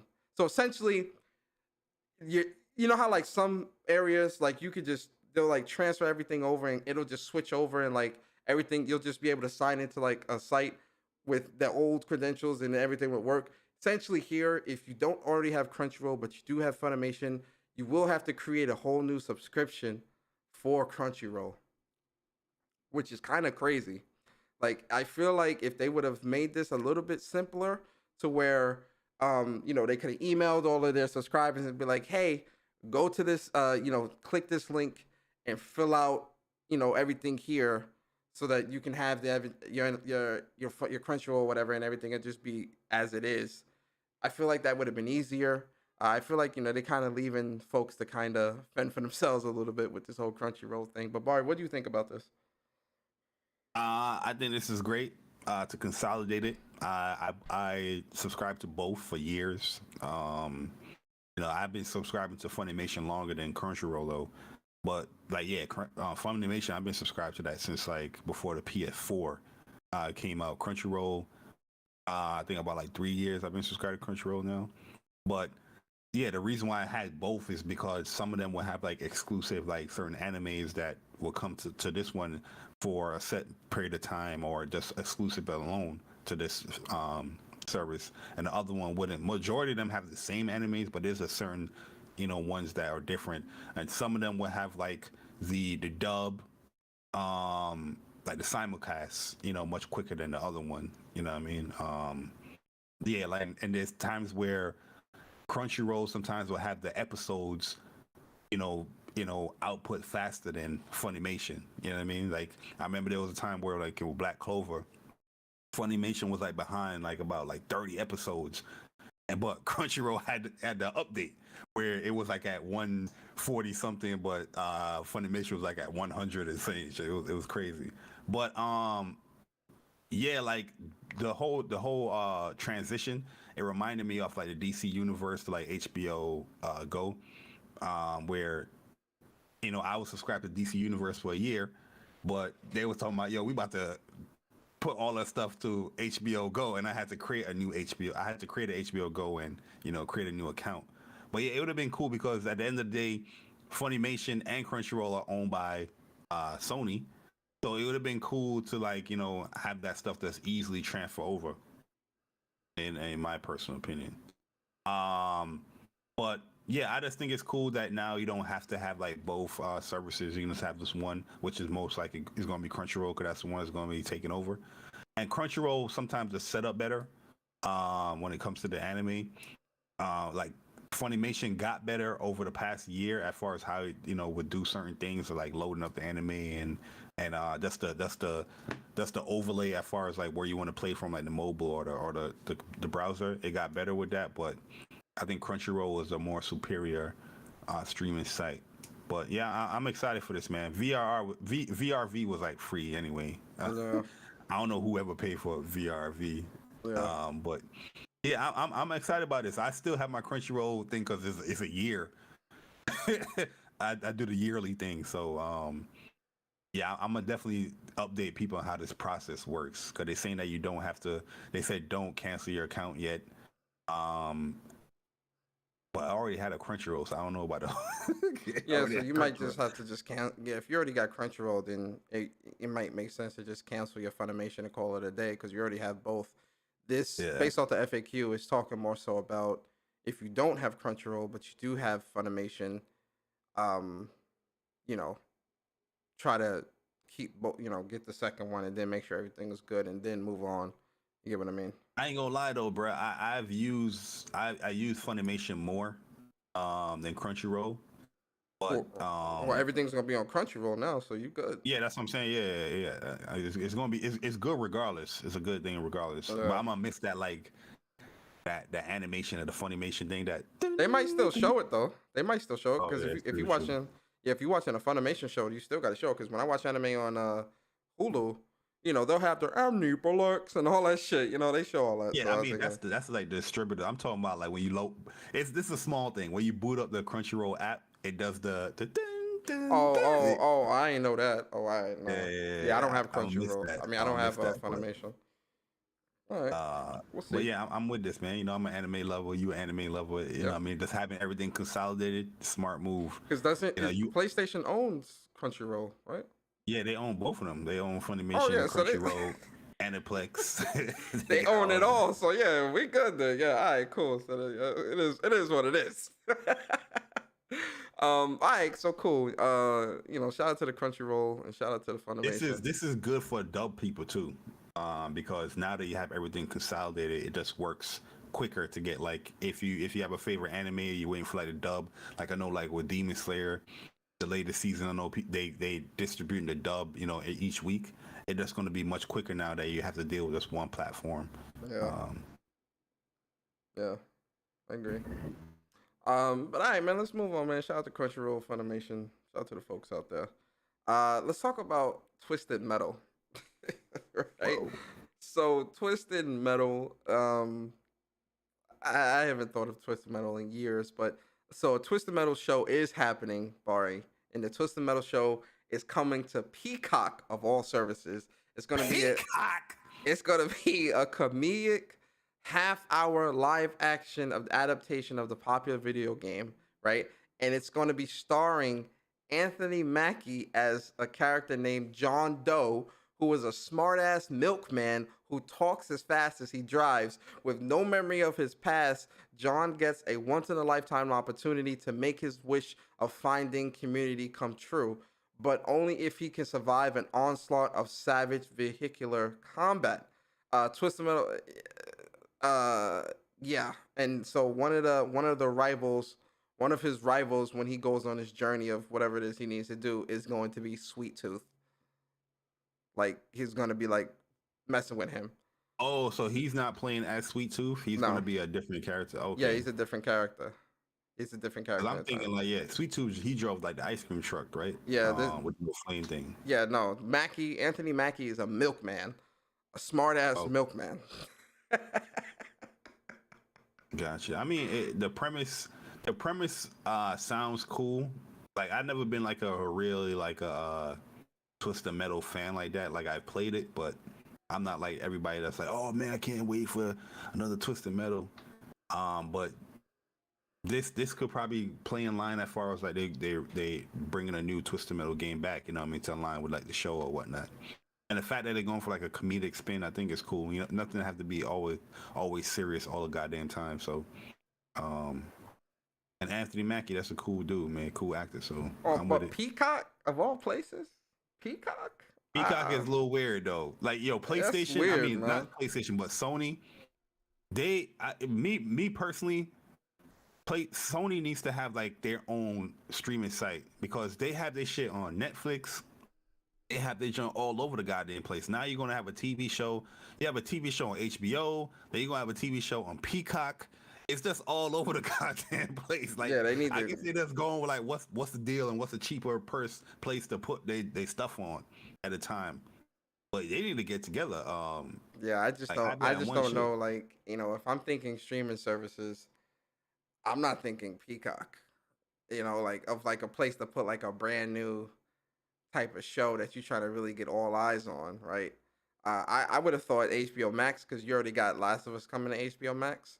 I feel like, especially if it's gonna be like, you know, you talking about he a smart ass milkman. I feel like this is gonna be a very mature rated comedy, like dark comedy humor and stuff like that.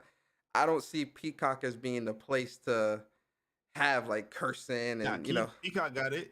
I got Peacock. I got Peacock. No. I got. Listen, I'm not. I have Peacock, right? And I watch my Law and Order there. Oh, yo, listen, pause, bro. I got Peacock. Yo, chill, dog. I got the streaming service Peacock, where you know that's where I watch my Law and Order and all that stuff, right? But I'm not really watching Bel Air, even though Bel Air that shit kind of trash. But that's another conversation. But I don't know. I just don't look at Peacock as being like a streaming service where I would have. You know what? Let's move on. Listen, how big is the library on Peacock?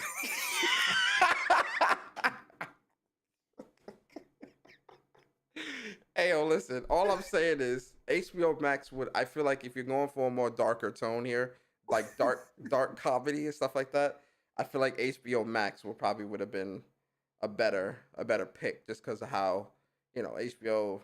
Hey, yo, Ghostface said, I'm a Peacock fan too. Oh my god. Hey, y'all funny, weak, dog. Y'all funny. Weak, but we'll see, man. I don't know. The Bel Air show yet, though. I've watched like 2 episodes. Listen, man. That's one show that I can't not like, because people keep saying, "Oh yeah, you got to put the nostalgia to the side." Fuck that, man. Like, nah, not with this that show. Whole joint based off nostalgia. Yeah, put the nostalgia on the side, bro. The whole show, like, again, I've only watched 2 episodes so far, bro. They got my man Carlton sniffing coke, bro. I'm like, yo, what is this show? What is this show, bro? The first episode, they got the man doing drugs, and I'm like, bro, what the hell is this show, bro? What? Carlton doing drugs. Yo, listen, bro. Listen, the show is it ain't no Fresh Prince, bro. I'm sorry. It's just not. It's just not.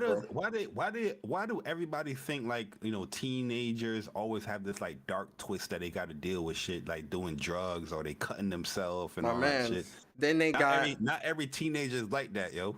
Bro, then because back in the day on the Fresh Prince show, Carlton was, it was more uppity and trying to be down with the he did the deal white with that crowd stuff though, where he was tempted, but he didn't really go through it. Nah, but see, in Fresh Prince of Bel Air, the show back in the 90s, it was more, it was implied with certain things, like even like the racial undertones and all that stuff. They talked about it, but it was never. It was more done in a more. Like it was done. I feel like it was done a little bit better. Like peer pressure. Yeah, it was done better. But this shit, like they got it's this one scene like where, well, first off, you got Carlton playing lacrosse with all these like white dudes or whatever, right? So after the game, they all the Will Smith character, he walks into the locker room and like Carlton and all these dudes is rapping. I forgot what song it was. But then they all saying N-word, this N-word, nigga this, nigga that, all this other stuff, right? And so, Will is like, yo, what the fuck? Like, you can't say that word, all this. And they about to get into fights. And Carlton's like, no, it's okay, Will. I'm like, yo, what the fuck is this show? I'm like, bro, what is this? Like, yo, what is this? Yo, the only characters that I feel they got right in terms of like personality of the old show is the Hillary character and Jeffrey the Butler character. I feel like those are the only 2 characters, and maybe even Uncle Phil. Maybe. I gotta see more. But outside of that, bro, it just don't fit, bro. I'm just like, yo, what the fuck is this? Like, this just don't fit. Will's character, yo, even Jazz, yo, man, I'm sorry. I don't want to derail the podcast, bro. It just don't. And then it's like everything is just about like drugs and sex. And then like the way he met Lisa. First off, Lisa was dating Carlton, and they broke up. And then Will, and I was just like, what are you doing, yo? I'm sorry. I'm gonna piss myself off. I'm sorry. This shit is trash, bro. I'm gonna be honest. It's just not. Garbage. See, and the reason why it's trash is because they basing this shit off of Fresh Prince. If this was its own thing, like if it was called Living in LA or some shit like that, I would think it was like, all right, cool, whatever. It is what it is. No, they try this shit is derived from Fresh Prince, and people keep saying, oh well, Will Smith was a part of this, so it must be good. No, fuck that. No. Like, where was he a part of this? I'm sorry. It wasn't good.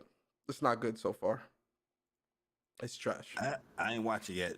It's not good I to don't me. think I'm gonna watch it anytime soon. To be honest, It pissed me off. It really pissed me off. Even how he did, because even the way, I'm sorry guys, and I'm not trying to derail the show. Even the way, I mean, you already did. Even the way even the way like the whole fight happened in Philly, where somebody else threw the ball, and like they were all in this big crowd. Everyone saw who threw the ball, but then the gangster, he turns around and he messing with Will. And I'm like, my man, the whole crowd watched man throw the ball. And they all try to get on Will. And I'm like, bro, it was dude. All right, so the next news topic. Yo, Bari, let's talk about Quantic Dream for a second. Oh my God, another bad story. You lined up Quantic Dream with the horrible Will Smith show. Yes. Let's talk about it, bro.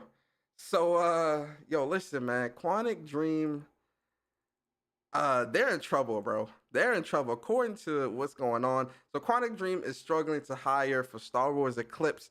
The release date is now aimed for 2027, 2028. But let's get into the nitty gritty of this, right? So the main reason that so the article talks about why some developers may announce games so far out of its release window. And the reason for that has to do with normally when they announce, a game that they're working on, it entices developers to want to work with them and, to attract more talent to their studio and all this other stuff, whatever the case may be. The problem here, especially with Quantic Dream, is it's a culmination of three things. So let me break it down real quick, Bari, and then I want to get your thoughts. Like, I want you to really break this down for us, and then we'll have a conversation. So, the reason why they announced the game so early is the strategy to increase, to have more people become aware and want to be a part of the studio. And so the main reason that this has become more prevalent in terms of studios announcing that game so early, according to this article, is because development talent is so hard to secure these days, right? So on top of this, Quantic Dream has also suffered allegedly from allegations surrounding workplace issues like sexual harassment allegations and things like that, and a toxic work culture. So you combine that with all of the other stuff, it's even harder for them to find talent. But what this article also kind of highlighted as well is, so Quantic Dream, so the game is apparently slated, they're pushed this out to 2027, 2028, which is crazy. But the other thing is, when you look at their jobs board to see, how many jobs they have over 67 jobs available. But here's where things get kind of crazy. So apparently the time that these jobs have been posted were altered to where most of these jobs have been up for over 2 years with nobody filling the position. But what they were doing, apparently or allegedly, was updating the posted date of when these jobs were posted to make it look like these jobs were just being posted, as opposed to them being up for a long time. And so it's the exact same URLs with the exact same wording, and they had been published by Quantic Dream for nearly 2 years. These job postings had been up allegedly, bro.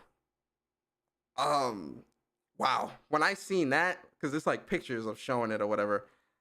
When I seen that, I was just like, bro, what is going on? Bari, talk to us, man. This is the true definition of smoke and mirrors.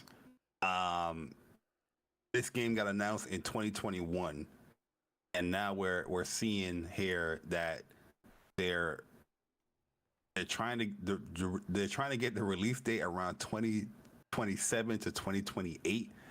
Like, I understand that devs put out their game early, and that can attract people while they're hiring and all that stuff. But yo, this is a whole new generation that they're trying to do, for this game.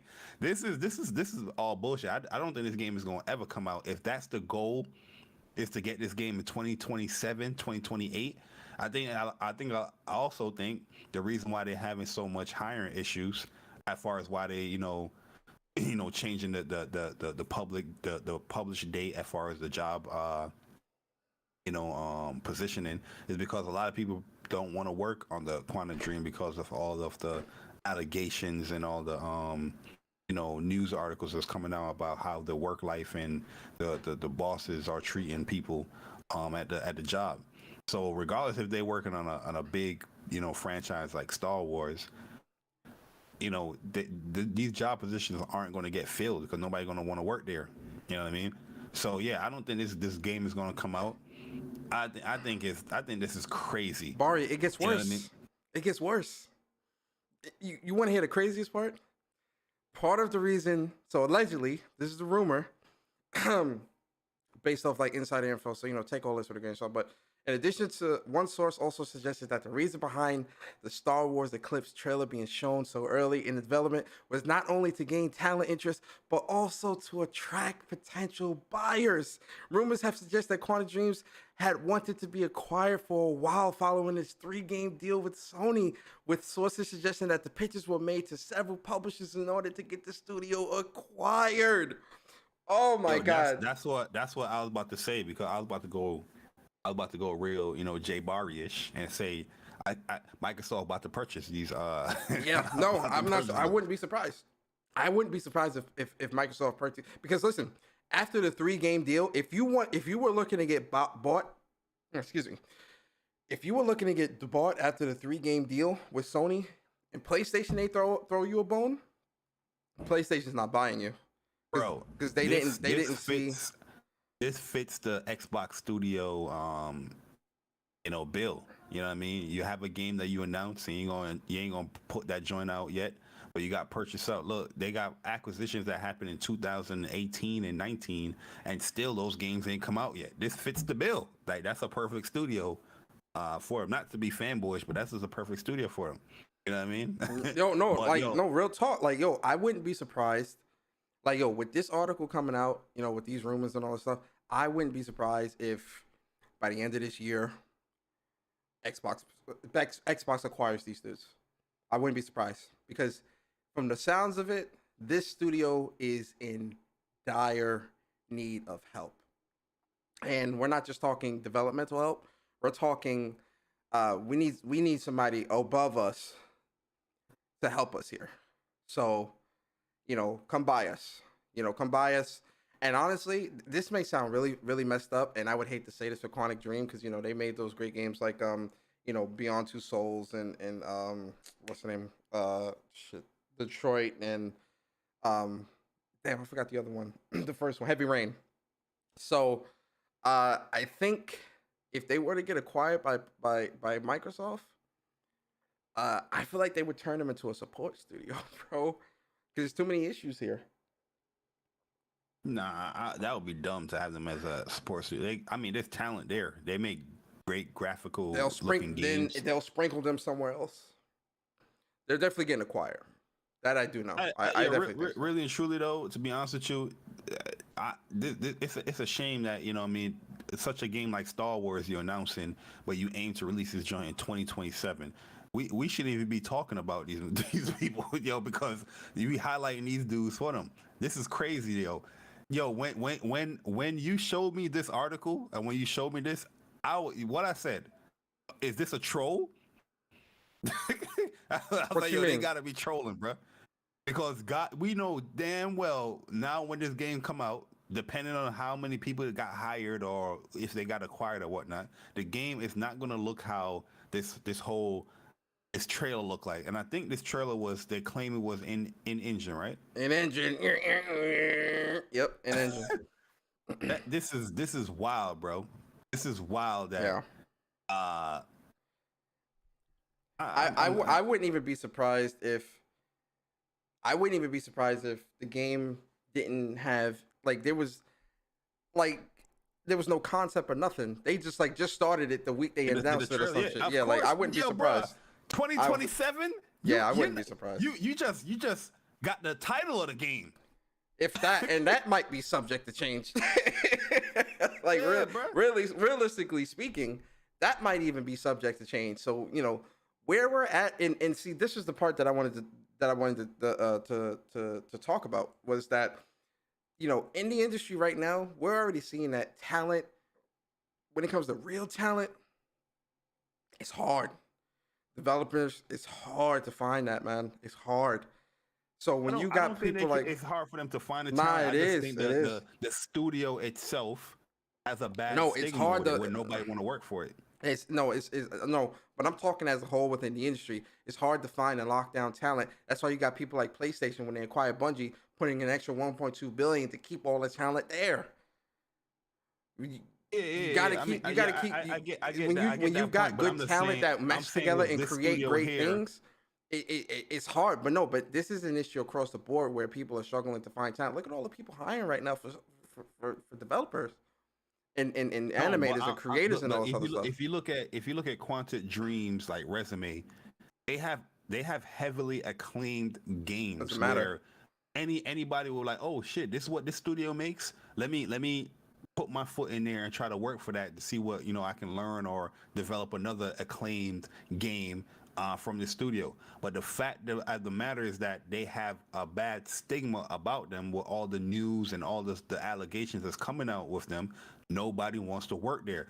Look at the job listing that you posted up, bro. They got 67 job listings. You tell me that you can't fill those positions, and those positions been up for years? Yeah, because for the last 2 years, they've been having a whole bunch of allegations, and there's bad news after bad news after bad news when it comes to the studio. That's why I think nobody is filling those positions, because nobody want to work for those studios. If they didn't have all those allegations and all the bad news, I think they could have filled those positions, because it was a pretty good studio. It was a good studio with what the type of games that they create. They had top tier games of that type of style and genre that they create. Yeah, even Detroit, wasn't that up for like, that was heavily acclaimed. The only one I could say that wasn't really heavily acclaimed is the one with the girl with the ghosts. Beyond Two Souls. Beyond Two Souls. Like, people like that, but it wasn't as acclaimed like Heavy Rain and Detroit. You know what I mean? But as far as the studio has some, I think it's a number. I think it's that, but I also think it's also the latter of people not really, talent. The talent shortage within the industry. I also think that plays a big part into this as well. But the allegations and stuff like that, that's worsening it. That's worsening it for sure. And if they do get acquired, 9 times out of 10, I think it's going to be Microsoft. They're talking about they're looking to get bought. It's the same thing with Platinum. Platinum's talking about we're looking at buyers and all this, right? You don't see PlayStation really jump. I don't really see PlayStation jumping at those buys. Yo, if I was PlayStation, I would buy Platinum. I'm sorry, I know people going to dislike that, but Platinum, they are workhorses. You know that you're going to get your worth with that studio. They got great combat designers and level designers. I would say if they do get into with PlayStation on top of that, that would be a great pickup. I would say if PlayStation were to buy Platinum, I would want PlayStation to kind of put some horse blinders on Platinum and kind of put them all on, focused on maybe 1 or 2 games instead of spreading itself. Yeah, I'm pretty sure they would have them focus on 1 or 2. But I'm just saying the talent that Platinum games have, like, a lot of people don't buy Platinum games, but when you look at Platinum games when it comes to gameplay standpoint, they games are top tier, bro. Yeah. I like Platinum games. I know that's not a good thing that people say in this community, but they create some great games, that I enjoy playing. They do. And if PlayStation can lock that in and hone that in as far as like, okay, the gameplay here, but now we're gonna add like the story concept and the actual quality of life stuff to your games, that shit will be fire. I agree. We'll see what happens, but expect that announcement of Quantic Dream being acquired by Microsoft soon. Give it a couple months. It's gonna happen. Trust and believe. It's gonna happen. But all right, man. Let's move on. Bari, man, I want you to talk a little bit real quick about this whole Capcom situation. Because we know that they backtracked. But I want you to kind of give us what was happening at first that caused so many people to be in an uproar, and then I'll talk about the backtrack and read that. So explain what was going on with the tournament with the licensing and tournament. The licensing agreement with tournament organizers for Capcom fighters. Yeah, so this basically was pretty much like a license agreement that they're giving for like any tournament organizers, TOs. I'm assuming more for like, offline stuff. Online also play a part in this, but I understand the reason of Capcom doing something like this. As far as when it comes to esports and how esports is growing, especially in the fighting game community, and then you have other communities that are doing like esport type stuff, and their genres or platforms have much bigger balance, prize pots and bigger sponsors and all that stuff. Capcom is just trying to secure their game or protect their game when it comes to that, because when things grow, you attract more people and you don't know what can be in place. So in the preparation of like Street Fighter 6, it looking like Capcom is just like, all right, we just want to have a guideline here as far as how you can use our game for like a tournament that anybody want to do or stuff. So they have like a proper guideline where it's just not just grassroots, it's actually structure. So I understand that aspect of it, but some of the licensing agreements and some of the qualifications, it's kind of weird because it's really limiting. So they limiting like prize pools to only like $10,000 for the year. So if you do like a monthly, you know what I mean? Say you do like multiple monthlies for the games, or this weekly tournaments or whatnot. You know what I mean? You have to like put your prize pot in a certain range, so you don't go above that quota of like a $2,000 per event or 10K per year. And there's certain like weekly or monthly events that's huge. Like look at people like Spooky does really big tournaments that offer good prize pots. I'm pretty sure he's doing way more than 10K a year when it comes to the tournaments that he hosts or have been doing. Mm-hmm. Also, they're limiting like sponsorships as well. So like the sponsorship contribution has to be under 5,000 per year, per event. So that could be kind of weird because hosting an event is not a cheap thing. You know what I mean? If doing a tournament, like a proper tournament, was like cheap to do and easy to do, you see everybody would doing it. But it takes a lot, equipment, the personnel, all that stuff you gotta pay for. That's why sponsorships is huge. So like big events like like Combo Breaker or Frosty Faustins or heck Evo.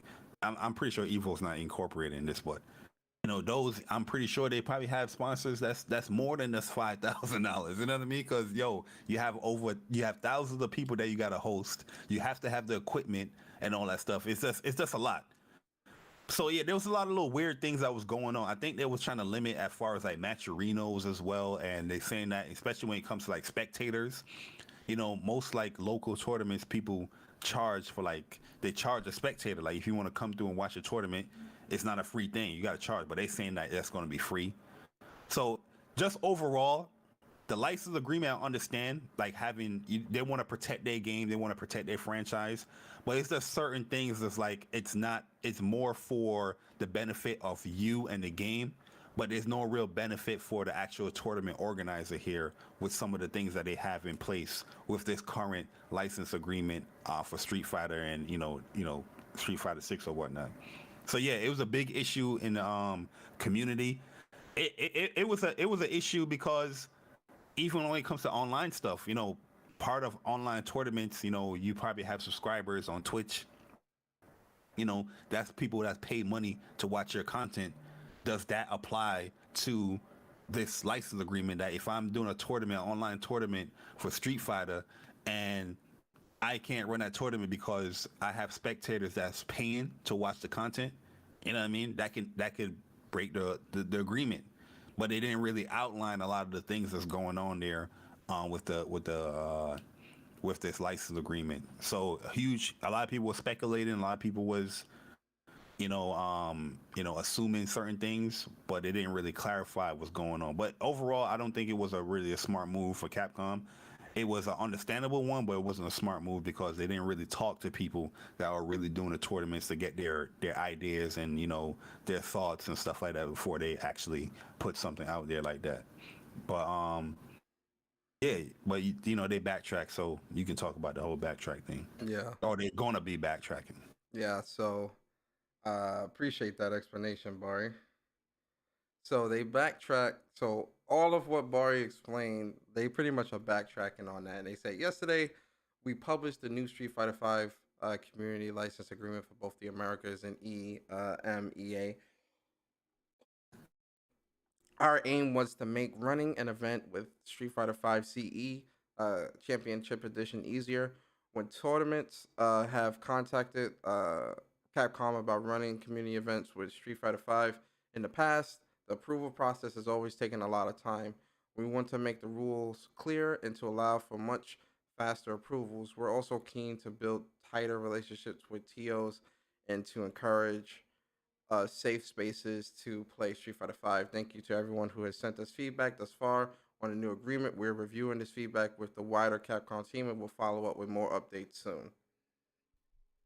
So basically, too, man, like Capcom is seeing what Riot is doing with like League of Legends and all. Cause Riot about to drop their game. Most games they have these type of license agreements. You know what I mean? Nintendo, you know, is another one that was, you know, hit with it, where as far as if you want to do like Smash tournaments, and a lot of people don't like their license agreements, but Nintendo ain't going to try to talk to people. They're just like, if you don't like it, don't do it. But I understand the reasoning of them doing it. As far as when esports is growing, you want something in structure, like, okay, this is how you do it. Here's the guideline, so nobody have this type of issue where when it comes to like registration and all that. But I think that's kind of BS though, the whole registration you know, process as far as people running approval process when it comes to people running tournaments. But I understand the movement though. But it's just you gotta talk to the community a little bit. You know what I mean? Yeah, you gotta be like, a little more forthcoming. They pull what Nintendo did pretty much. Yeah, they We don't give a damn about the community. be We just gonna put out rules and follow it. But yeah, obviously they're backtracking, so they're actually listening. Yeah, they gotta clean this up and make this a little bit more friendly to organizers and whatnot. But we'll see what happens. I know a few people that got their approval already with this new license agreement, where they contact Capcom and then boom. You know what I mean? I'm going to hit them up too. Cause TOA is definitely coming back. So I'm going to get a license agreement, to run cause Street Fighter 6 is coming or, whatever. So I'm going to see how the process is as well. But yep. Yeah, they just got to communicate with the community. Oh yeah. Let me get these super chats real quick. Yo, shout out to Unicron. Says, hello, black men don't lie. That's a fact. That's it. That is a fact. And then Forget Me Not, appreciate you for the super chat. Says, does it make sense for PlayStation to buy Platinum Games over Ember Labs and SIFU devs at this point? Yes. For me personally, yes. I think if we're looking at longevity and history, yeah. Yo, y'all forget that Platinum did, Metal Gear. What's it called? Is it Vengeance or? The one with the Great Wolf. Rise. Oh, Metal Gear Rise or something like that. It was Rise. They did Nier. They did the Nier games. Bayonetta. Capcom got great games under their belt. I mean, they do put out a lot of games as well, like the Legend of, the Avatar, Legend of Korra game that was garbage. They put out that Transformers game that was good too. That was a great game. Platinum, I just feel like Platinum, they put out a lot of stuff, but if they had like the backing of PlayStation, where, just like with Housemarque, how my man was saying that they sat down with the other developers and they can communicate with other developers, bruh, that would be crazy. That Platinum, with their talent and their skill, now talking in-house with PlayStation. They can learn a lot from that. Hell yeah, that would be dope. Yeah, that would be dope. So I'll choose them over. I love Kana. I love SIFU as well, but over I like Platinum seafood games, as well. I like shrimp. I'll pick it Platinum. I like shrimp and all that. Metal Gear Rising. There you go. Yeah, there shrimp, you go. Codfish and all that. I like seafood as well. Yeah, that I agree. I think Platinum would be a more important buy in the moment because of their attraction. But moving on, man, let's talk about this Resident Evil real quick, man. Resident Evil 2, 3, and 7 are coming to PS5 and with visual enhancements later this year. Those who currently own these games on PlayStation 4 will be eligible for a digital upgrade at no additional cost. Upgrade patches for all 3 games will also be released on PC players, blah, blah, blah. No additional cost on PlayStation, and there's no additional cost for the upgrades for PlayStation players. So if you own any digital copies of Resident Evil 2, 3, or 7, you get in the PS5 version for free. It's gonna be a digital upgrade at no additional cost. Bari, how you feel about this? Yo, I found out about this when I turned on my PlayStation, and I saw that right on the spotlight joint. I was like, wait, what? You know what I mean? Because Resident Evil 2 remake was dope. I like 3 remake as well. I didn't even play 7 yet. I'm not even like a Resident Evil person, but I do enjoy, you know, playing some of the games. But yeah, that would be dope, man. Higher frame rate, they said, 4K, ray tracing, all that. If the remakes already look great, and if they apply what they applied to Devil May Cry 5 with that PS5 update, I'm all for that, man. They got the 120 frames and all that. I'm all for that with this joint. Yeah, that's gonna look crazy if they do that. Yeah, I'm excited as well. Even though I didn't play the remake of 2 and 3 yet, I'll probably just, when they do PS5, I'll most likely just play them then. So I'm excited for that. So, but moving on, real quick, rollback netcode. So Persona 4 Arena Ultra Max, which is coming out this summer for PlayStation 4.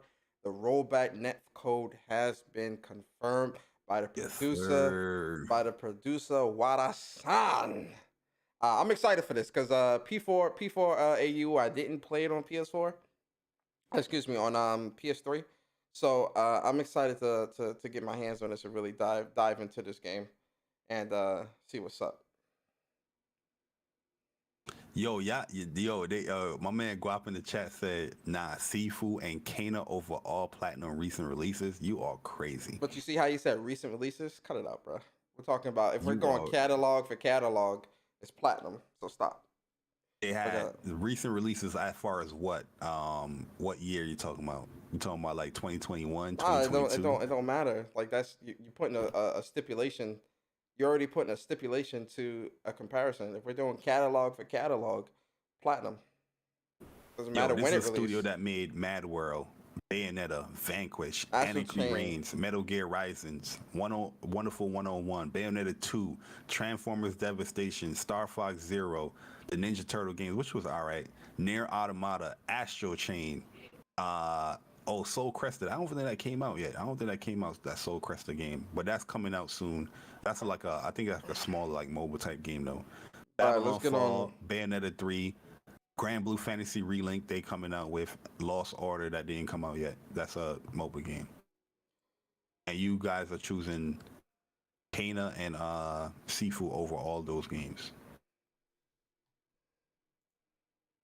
I don't know about all that. But yeah, so yeah, rollback netcode, man, that's gonna be good, man. And yo, shout out to Carl. He says, but yo, so Persona, yeah, I misread, my fault. So Persona comes out in March. P4 AU comes out in March. Then rollback netcode comes out in the summer. Sorry about that. I corrected that. Thanks, Carl. Appreciate that. So I'm excited for the rollback netcode. I'm excited to get my hands on this, play this, break out the fight stick, and really try some combos. So I'm excited, man. It's getting picked up. It's getting played for sure. The more anime games come out, the more I realize, like, yo, this is the games that I really, really love. Like, I put a lot of time more in like the anime games, like the super anime games, you know, with air dashing and all that shit. So yeah, I never got to play on Persona 4 Arena Max, so definitely going to be learning this one because I love Blaze Blue Cross Tag. And I know this one's a little bit more detailed as far as like combo structure and all that. But yeah, the rollback announcement got me super hyped. Yo, facts. I'm very excited. Very, very excited for this. So it's getting played. It's getting, it's getting played, getting some time put into it. GTA 5, let's move on real quick. This is quick. GTA 5 did get confirmed for the date is coming out March 15th on PS5, right? And so they confirmed what the upgrades are going to be. So these new versions of GTA 5. So first off, GTA Online is going to be its own thing now, standalone. And it arrives on PlayStation 5. They're going to be delivering an action pack, blockbuster story mode adventure, and a dynamic, ever-evolving world of GTA Online. That's gonna, like I said, GTA Online is gonna be its own thing. The new versions also introduce high-end PC visuals to the console experience with new graphic modes featuring up to 4K resolution and a frame rate of up to 60 frames per second, improved texture quality, HDR options, and ray tracing, as well as utilizing the technical advancements of the latest console hardware for faster load times, immersive 3D audio, support for platform-specific features, which I think they mean DualSense, and more. Jeez. So there's going to be 3 detail graphical options, right? Let me go in on this a little bit. So choose from one of the 3 detailed new graphics settings to tailor your gameplay experience for what matters most to you. Fidelity mode is tuned for the highest visual quality and targets 30 FPS. In this mode, the PS5 supports native 4K resolution with ray tracing enabled. Performance mode. I'm sorry. I almost read one part that almost made me laugh. Performance mode is tuned for the most responsive gameplay experience and targets 60 FPS. In this mode, the PlayStation 5 supports upscaled 4K resolution. I'm so sorry. It's just like I'm trying to skip over the other consoles. The shit that I'm seeing for the S is funny. You should have just went to the blog. I should have. My fault. In addition, the PlayStation 5 will have a performance ray tracing mode, which is a hybrid of the fidelity and performance modes, supporting upscaled 4K resolution with ray tracing enabled and targeting 60 FPS. Whoa, that's pretty dope. And I guess this is like a visual of how the world's gonna look in on the PS5. That look kind of clean, man. How you feeling, Barry? As someone that only purchased GTA 5 one time. Jesus. Almost on 10 the years PS3. ago. Like 10 plus years ago. Yeah, like I'm not even gonna lie, the actual enhancements got me interested, man. I don't know if I'm gonna play it. So, are you picking it up at least? I'm not saying I'm gonna buy it day one, but I definitely would buy this down the road, because yeah, like why this is what I want for next gen. I want those performance updates, the ray tracing and all that stuff, and they actually doing it. Yeah, it's with an older game, but the screenshots look great. It's not like I hate GTA 5. It's just I was like burnt out on like the Gran Turismo series when I first played it. I mean, not Gran Turismo, Grand Theft Auto series when I first played it. But they're supporting the DualSense and all the SSD and all that. Yeah, well, like, they talk about it here too. It's gonna be hard to not support something like that. They also say like these new versions also offer across the board improvements, including faster load times, increased population and traffic variety, increased vegetation density, improved lighting quality across shadows, water reflections, and other elements, plus improved anti-aliasing, motion blur, highly detailed new explosions, fire, and much more. There's also new levels of responsiveness with haptic feedback and dynamic resistance via the adaptive triggers on the PlayStation 5 DualSense controller, adding new sensations to weather effects, directional damage, rough road surfaces, explosions, and much more. Platform-specific features also include immersive audio using the Tempest 3D positional audio on the PlayStation 5 and spatial sound. They didn't give a price for this though. I guess if you already own it, it's a free upgrade, if I'm not mistaken. Yeah, if you own it on like PlayStation. If you don't own it, you're gonna have to buy the game. What do you mean? You're gonna have to buy that. I'm not denying that. I'm saying there's no price. I don't see a price on here though. Or how much it costs. Yeah, I don't see a price either. I mean, like they fully supporting the PlayStation 5. I mean, like I get it when I get it, but yeah, this is something that is what I want. Strangers of Paradise comes out 3 days after this. You're not playing this, bro. No, I already said I'm not buying it day one. Not playing. I already said it. Yeah. I'm saying that I will buy this down the line whenever I play, because I haven't played GTA 5 since PS3. So, yeah, like this would be looking at all these updates and all that stuff. This is something that I'll play down the line. Yeah, for sure. Real quick too, Just to kind of touch on this news real quick. This is for my Destiny heads out here. The the Vow of Disciple raid. It begins today at 1 o'clock. It actually already began. World's First is live for my Destiny boys and girls out there. So shout out to Destiny. I can't wait to dive into this and see what's up. So I'm very. Oh nah, I don't care for the multiplayer, the GTA Online. I'm talking about the actual GTA 5 game. Oh yeah, go ahead, Persona. My bad. Yep. So yeah, Destiny Vow of Disciples raid starts today. World's First. That's the new Savathun expansion raid.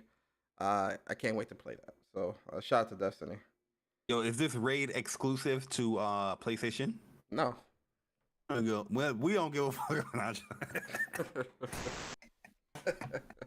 We don't give a fuck about this no raid, man. It's exclusive. This is a PlayStation Nation.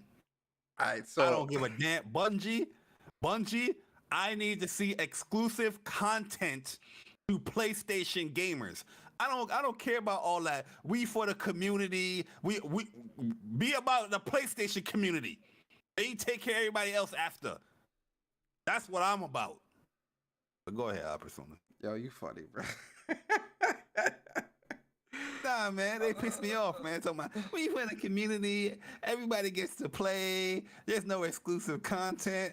I want a gun. I want an exclusive blue and black and white gun. When's the last time you played Destiny? That's a bad thing. I'm a neutral.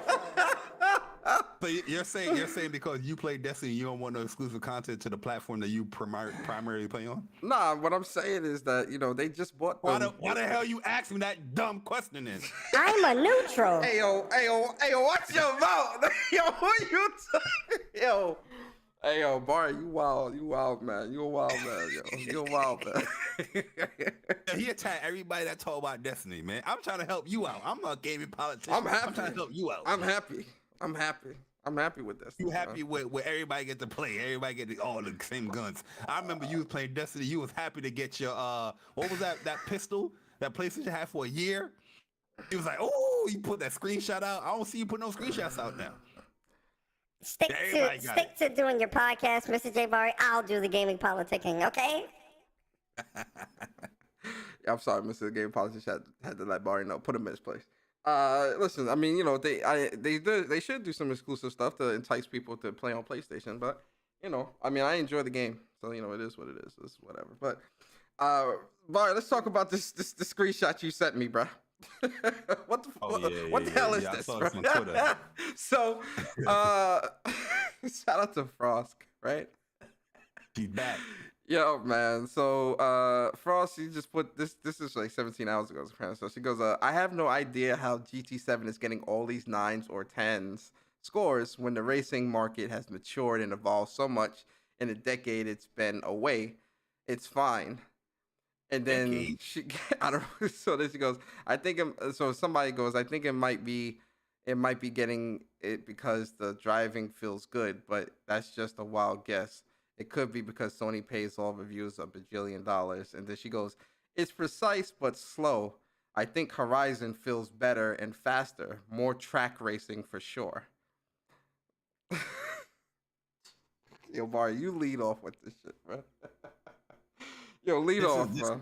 Lead off. What happens when? Listen, did she claim she have a PlayStation 5? I think so. Yeah. You can simply just play the game yourself. Experience it. Forza Horizon is a open world arcade racer. Where GTA, when you boot up the shit, it says real driving simulator. Yeah. This is going to be based on real tracks. You know what I mean? The precision of the car is based off real shit. Like, it's going to be a different, ballpark. You can't just boot up GT7 and be like, yo, why is it not faster when you're driving in a Prius? You know what I'm saying? Like, yo, when you go up to the different class of cars, like the muscle type cars, the actual racing cars, the concept cars, talk to me about speed then. But I don't understand. But I don't. Go ahead. You're on a track though. You're on a track. You know what I mean? Where the other game, that game is built for like more like the arcade experience. It's not built around realism. You know what I'm saying? Like I don't. That's like it's like comparing Midnight Club to Gran Turismo back in the day. Who did that back in the day? Was anybody on PS2 was like, damn man, I wish we had. I wish Gran Turismo 4 felt like Midnight Club. Nobody was saying dumb shit like that because they understood the difference between a real driving simulator and an arcade experience. This is what I'm talking about when I talk to the media, because we're gonna get on the media as well. When they're trying to push a certain narrative and agenda, it's clear they try to be slick about it, but at the end of the day, they are trying to push this narrative and agenda that this platform is what this doing is what is right here, but this is doing it wrong here because this game that's been out for this long ass franchise, this is not, you know what I mean? This is not the way because this game that's a completely different type of genre is doing it the right way. I don't want to get into the whole fanboy thing or harken too much upon it, but you clearly know what I'm talking about when it comes to the media pushing a certain type of agenda. And they want to bash and they want to knock PlayStation down from the top of the totem pole. But like I said earlier, when you brought up the first article, men lie, women lie, the numbers don't. That's pretty much it, man. Yeah, so crazy comparison. For me, hey, Shorty can't catch a break. Yo, Shorty can't get a break. She's prone to the same dumb stuff on the internet, man. I mean, and then when people criticize her, she's gonna, play victim. But I don't get how.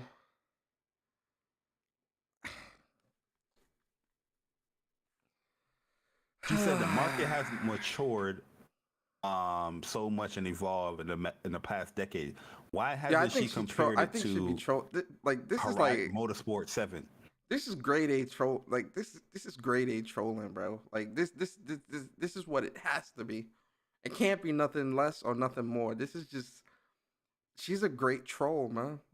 Like I'm gonna be honest with you, bro. You know what it is? It's just a lot of people. Like I said, gaming has grown so much that it attracts a lot of like newer people, and the newer people is coming into the community, and they have their own little ways where there's like say this dumb shit where something's already established. They want to break that establishment. It's like, nah, we breaking that down. We want to create a new genre for Gran Turismo. It should be like Horizon. What's happening is they want free shit. They want free shit. I mean, I don't know. I do think review code. I do think it's a part of that, but I also think I just think it's if this is not trolling, right? I just think it's a lack of it's just ignorance, right? Because you don't really know the genre. Inexperience, ignorance. You don't really know the genre, whatever the case may be. So, you're just kind of going off of what you're seeing instead of what you're experiencing or really trying to understand the genre, right? To say that this game doesn't deserve these scores or that racing games have matured when you've got games like Formula F1, right? When you've got games like Gran Turismo, when you've got games like, I think it's Grid, that's the other simulation racer that comes out from time to time. Like, there's a ton of games out here. Racing games. Assetto Corsa, I think it's called. I think Assetto Corsa, I think is simulation as well.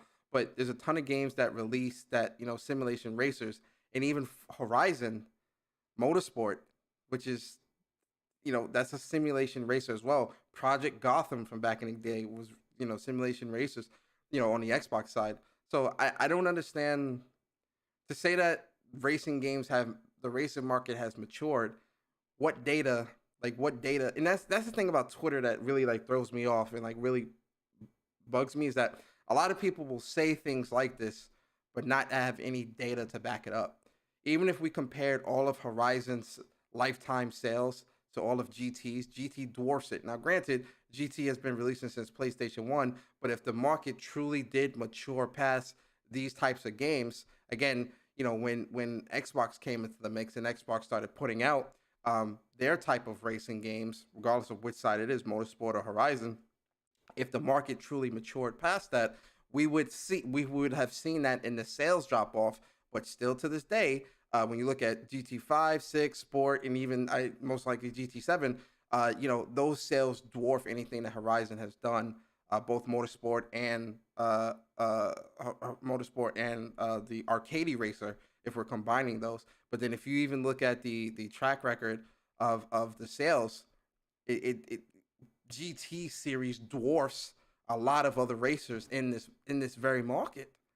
So I just hate when people put these they say these types of things.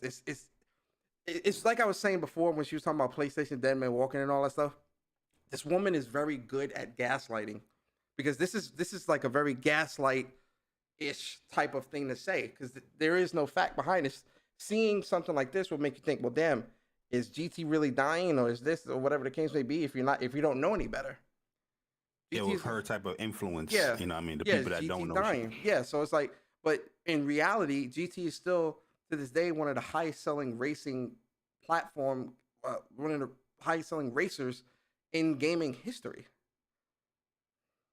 Come on, man. Yeah, like I was gonna say what my man the Dankest Gamer said in the comment, because right after I was gonna be like, if you really look at it, GT7 is the most mature and advanced, racing game out right now, because just alone from the state of play to us now playing the game, no other game deals with how GT7 deals with like time of day or weather or the slickness of the track. Like everybody always had that slickness of the track, but the way how they do the hydroplaning, the way how they doing the slipstream and all that stuff, you see the detail that's going on with the game. You know what I mean? The driving mechanics is always rock solid, but it's also a little additional things that they're doing there to set the bar for racing games, as it come out. And we've seen that with that weather and dynamic timing and lighting and all that stuff. It's no other racing game is like that. Many have tried to do it, but no other racing game is like what GT7 is doing right now when it comes to that.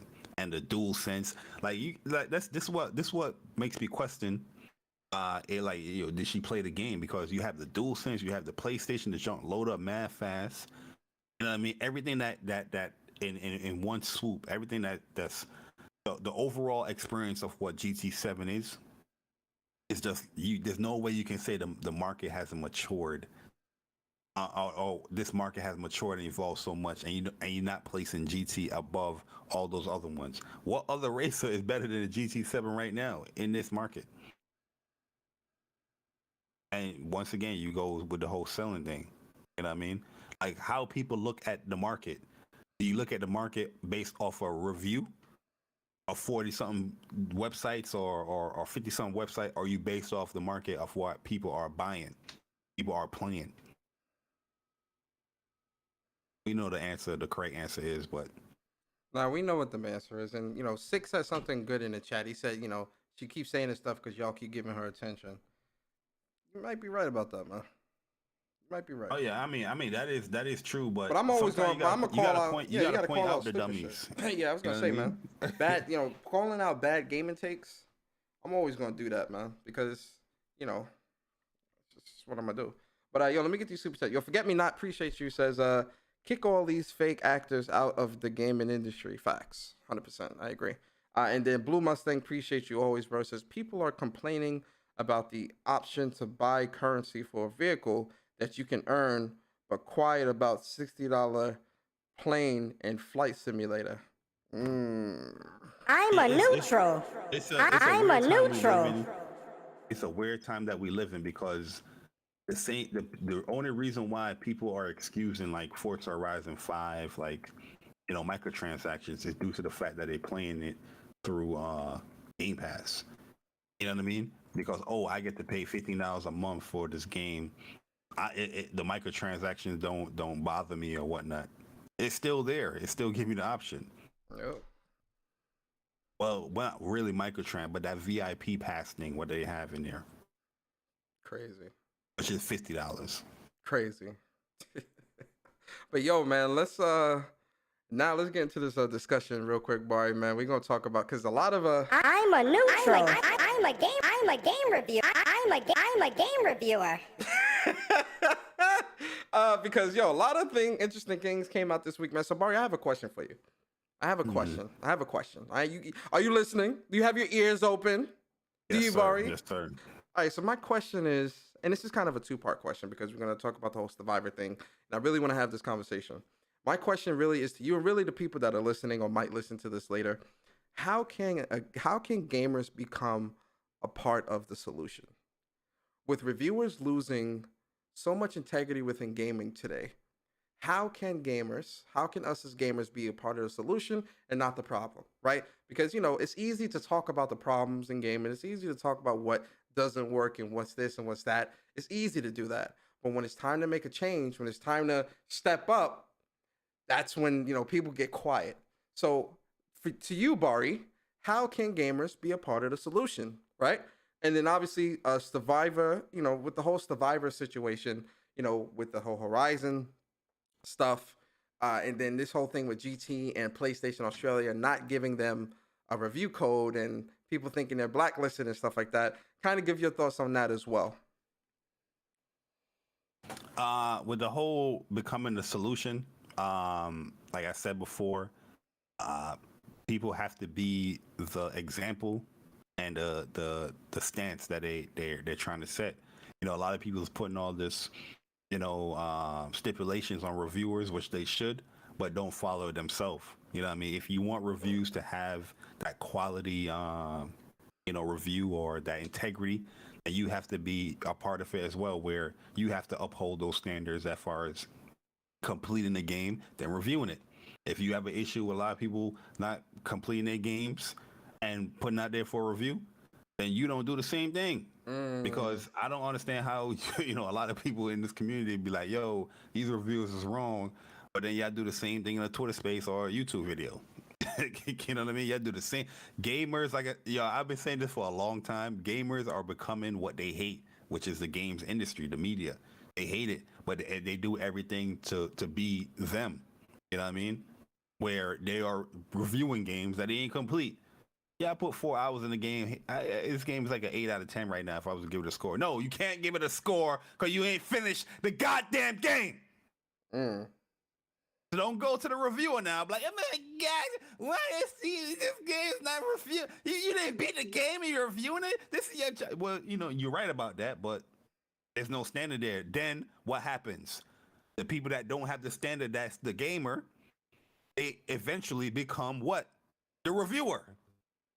Where their channel could probably grow, or they can pop off, or they get hired by a publication, and then the same standards that they've been doing without playing the game and not reviewing it, that applies and continues right into the media that now they're working for, because they have become what they hate. And as far as the Survivor thing, people are making a big deal about this, lying to people, talking about, oh, they got a review code for Horizon, but a week after they didn't get one for GT7. This is blacklisted. No. PlayStation ain't give these people a review code for Horizon either. You know what I mean? They've been outsourcing their PlayStation review. Well, Horizon, that review is not from a Survivor employee. That is from a third party or a freelance writer or something like that. And they used his review and applied it to their website. GT7, they ain't get a review code from PlayStation Australia. It looked like PlayStation Australia ain't having it. You know what I mean? People been doing the comparisons as far as how they've been reviewing PlayStation games. And I get it. Everybody have their own opinions or whatnot. But it looks like this website is based off of their last 10 reviews of PlayStation games, or even more than that.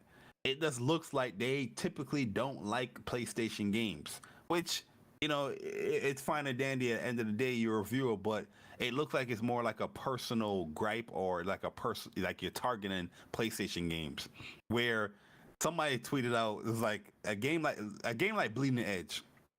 I like Bleeding Edge. I'm not giving it no 85 like Survivor, but they rank Bleeding Edge higher than like Bloodborne or the same score as like The Last of Us Part 2. You get what I'm saying? Like it something is up there.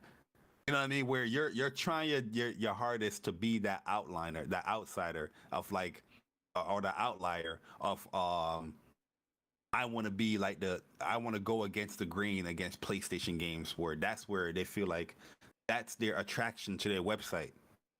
You know what I mean? Oh, let's drop this 60 on this game that everybody else is enjoying. Which I'm not saying that you can't be different, but it seems like their track record is doing that with PlayStation games.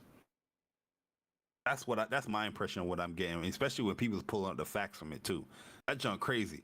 People are pulling up the facts of them, like, yo, look what they rating these games. Like, yo, they are purposely rating them bad. I'm just like, yo, son. I think they had the highest 2 games that they have on PlayStation. I think it was The Last of Us Part 2, which was like an 80. They even ranked Bloodborne lower than all the other Souls games. Yeah, they did. I'm like, what? You gave all these Souls games this high score, but Bloodborne is low. What? Bloodborne and Demon Souls, and I'm like, what? Bloodborne and Demon Souls, they rated it lower than any other ones that they reviewed. I think it just looks like, and PlayStation it looks funny. Like you know, even if it's not, even if you know, so say we did believe that there was nothing malicious going on, even to an untrained eye, that looks funny because there's a pattern. Mm-hmm. There's a pattern, bro. It ain't like it's 1 or 2 reviews, you know, or whatever. Your entire track record of how you do reviews for games is off, especially when it comes to PlayStation. It's crazy. Yeah, I'm gonna try to pull it up and find it because I think it was Nib that posted it. But let me find it, yo, because this jump was funny, bro. Like they had God of War low. Oh like, yeah, I can put that. I can pull that up right now. Actually, I got you. Let me pull that up real quick. Let me pull that up. Oh, here you go. Hard A got it too. All right, so then Nib was the one that actually had this post. Like he's the one that did it, but I shared the Hard 8 one because that's the one I see. So share it so I can pull it up. So this is the Hard 8 one. Oh, I got Nib's one here too as well. I'm about to share both of them because Nibs have another he has another one that he highlighted here when it comes to like the Souls one. You know what I mean? It just looks weird. And this is not us complaining about reviews or whatnot. I'm pretty sure everybody has purchased whatever they're going to purchase. Like, I don't give a damn what people say about Babylon Fall. I think Babylon Fall is a good game. Guess what? I'm playing it. A lot of people that's thinking it's not a good game is the ones that's basing everything off a review. You know what I mean? They are the ones that's not being real with you. When they say about, oh, a review shouldn't matter about your purchasing decision, you play what you like. But they basing their purchase decision on that game based off of reviews. That had like 4 reviews that 3 of them people ain't played the game fully. Yeah.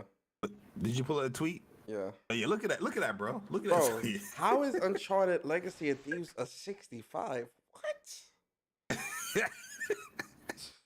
So the highest game they have was God of War and Last of Us at 80 compared to the average score here. Man's put State of Decay at an 80. That's crazy, bro. You telling me God of War and Bleeding Edge are on the same level? Then go to the other one that Nib posted. I posted the other one with the Souls game. Look at the comparison to this joint. You can tell that there's something off about this site here. Elden Ring 95, Sekiro 90, Dark Souls 3 100, Dark Souls 2 90. Survivor's average score is a 94. Sony Souls games, Demon Souls 75, Bloodborne 72. Yo, that don't. I'm sorry, that don't make sense. That does not make sense, bro. That looks really spooky. But and it's not to say that not everybody's gonna like every game, but it's the if you rate Souls games, PlayStation games. No, fuck that. You rating Souls games in the 90s.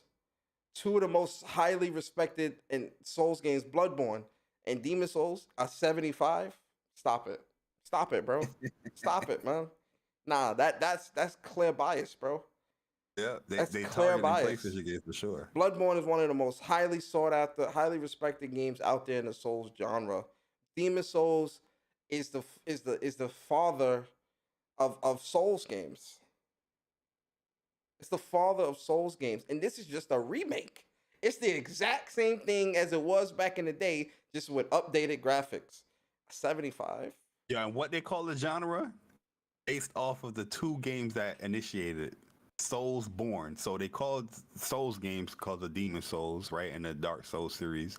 But then they changed it to Soulsborne because that's how prolific Bloodborne was. Where now the genre is called Soulsborne. Yep. Soulsborne games. Well, this website is like, oh, PlayStation exclusive. I guarantee if Bloodborne was like a multiplat, you would have seen this junk like 95 or 100 from this website. Yep. Guaranteed. 100%. Now, in terms of how gamers can be a part of the solution, yo, man, listen. Bari really hit it all. I don't really want to repeat because Bari really touched on a lot of points that I was saying. But really, I'm gonna be honest, man. And some of y'all might not like this, but you know, we're all honest here. A lot of you do act like these influencers and reviewers. Your personalities are just like them. It's crazy. Not everyone is like that, but a lot of people act just like that. It's disgusting, man. You got to. Sometimes it does start with you. If your outlook on gaming changes, you're adding something of value to the community as a whole because your outlook has changed. And listen, every game is not perfect. Every game is not a 10. Every game is not a must play, must buy.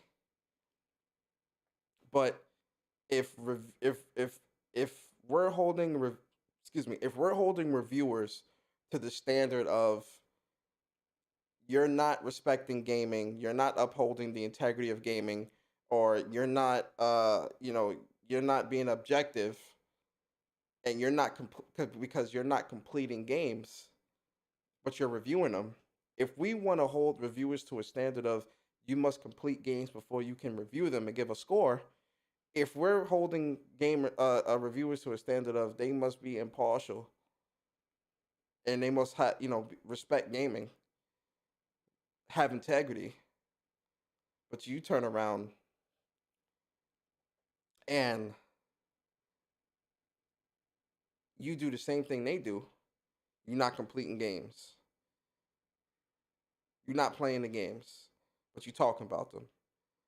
You in podcasts talking about the games, but you ain't played them. You ain't willing to try them. You're not even looking in the game's direction. Are you any better than they are? Absolutely not. Are you? And listen, every game don't need to be played under the sun, but it's just like I say, when it's time to pull papers, when it's time, are you verifiable? That is the question. Are you verifiable? A lot of you aren't. But you want to uphold reviewers to a higher standard. We can't even verify you. And to the reviewers that might be listening, be better, do better. And listen, if it don't apply, let it fly. If it don't apply to you, let it fly. Do better, be better. Because you're not respecting gaming. You're not upholding the integrity of gaming. You're not remaining impartial and objective. For the game about a gamer. For the game about a gamer. For the community by the community. If a survivor, if y'all watch my show, y'all already know. I'm a game reviewer. I'm a game reviewer. I'm laughing at them. That shit's funny to me. That shit's hilarious. Yo, you know what's funny about it too? Like when you read their article, they sound like they hurt about not getting a review code. Oh, that definitely hurt, bro. We can predict your score. We don't need a review code. It's gonna be a 7. We can predict your score. It's gonna be a 7 to maybe a 7.5. Yeah, like, you know what I mean? Like, what you need a review for? Like, you get a review code for Gran Turismo 7. We're gonna assume it's gonna be a 60, 65 for you. Guaranteed. You know what I mean? Like, yo, go sit your ass down somewhere, man. Yeah, nobody want to hear that, bro. Go ahead. But yeah, man, good talk, man. Good show. A lot of great news, good topics, good discussion. Let's get into these outros, man. Bari, give us your outro, man. Let the people know where they can find you. What you got coming up, man? What content you doing? Talk to us. Yeah, great show, guys. Episode 73. Became, like I said, throughout the week. It started out a little slow news-wise, but it just ramped up a little bit. So yeah, it's always appreciate everybody coming through and checking out the show. Seeing familiar faces in the chat and some new faces as well, man. So that's really good that you guys are, liking what's going on or what's up PlayStation podcast and actually enjoying the content by subscribing and even buying the merch, man. Shout out to the merch buyers out there with the show. But as for me, man, I'm gonna pick up the content for me. I've been a little bit lacking as of late because I've just been interested in doing more stuff. If I'm not in the vibe of like doing like a show or like content, I'm just not going to do it. But I'm going to be doing some Babylon Fall stream coming for sure, and I'm going to be doing like a open lobby for KOF 15 as I try to like get a main team for that game. And Speak from the Heart is coming. I'm going to have we going to talk as well next week coming. So be prepared for all of that because we got some emotes coming for the channel. But subscribe to this channel, hit the like button and share this stream out, and help What's Up PlayStation grow, because once we grow, man, it's gonna be undeniable when it comes to locking in people or having guest appearances and stuff like that. So help us help you, I guess. I don't know. Well, for the game or by the game, I'm gonna take Personas. I'm gonna take your Take my line. your quote. But yeah, guys, we appreciate the support for What's Up PlayStation, and thank you once again, man. Enjoy the rest of your Saturday. I'm gone. Yeah, man. Shout out to my bro Bari, man. Really good dude, man. Definitely support him in his personal channel, man. A lot of great stuff, man. He about the game. Yo, my bad too, Persona. My bad. I was reading the Survivor article. It says we pride ourselves on fair and honest reviews. That's bullshit, obviously. That's clearly bullshit, but it is what it is. And yeah, like Bari said, man, so definitely subscribe to What's Up PlayStation podcast. We definitely growing, man. This is a podcast for the community and for the community by the community. People try to steal my lines, man. I'm the originator. But yeah, man. For me, man, I'm Gaming with Persona. I was your host this week, so I'm definitely going to be dropping. When Persona Speaks will be this week, most likely Monday, because there's a couple things I want to talk about. And then I'm probably gonna do real talk. I might do a Gran Turismo stream as well this weekend or next week. Stream some Gran Turismo. Y'all can see me crash into walls. Nah, I won't crash into walls, but y'all can see me, drive a bit. And then, yeah, man, post up some Babylon's Falls. Some of those boss fights. Post up, probably stream some Babylon's Falls next week as well. And I also got some new emotes and new merch coming to the store. I haven't set that up yet because I wanted everything to kind of happen simultaneously. So I said, you know what, let me get the new emotes, get the new merch art and all that done. Yo, listen, shout out to Oblivious. This man is he's a legend, man. Shout out to Oblivious 334, man. Great dude. Shout out to Les. He's a great dude, man. He really is about it when it comes to the artwork, man. Like I wouldn't go to nobody else but him. Real talk. So shout out to him. I know y'all, if y'all a member on the channel, I know y'all gonna love the emotes that's coming. They're more emote friendly emotes where they'll definitely pop out in the chat. So I think y'all gonna love it. Let me just finish implementing all that good stuff and putting the stuff in the merch store.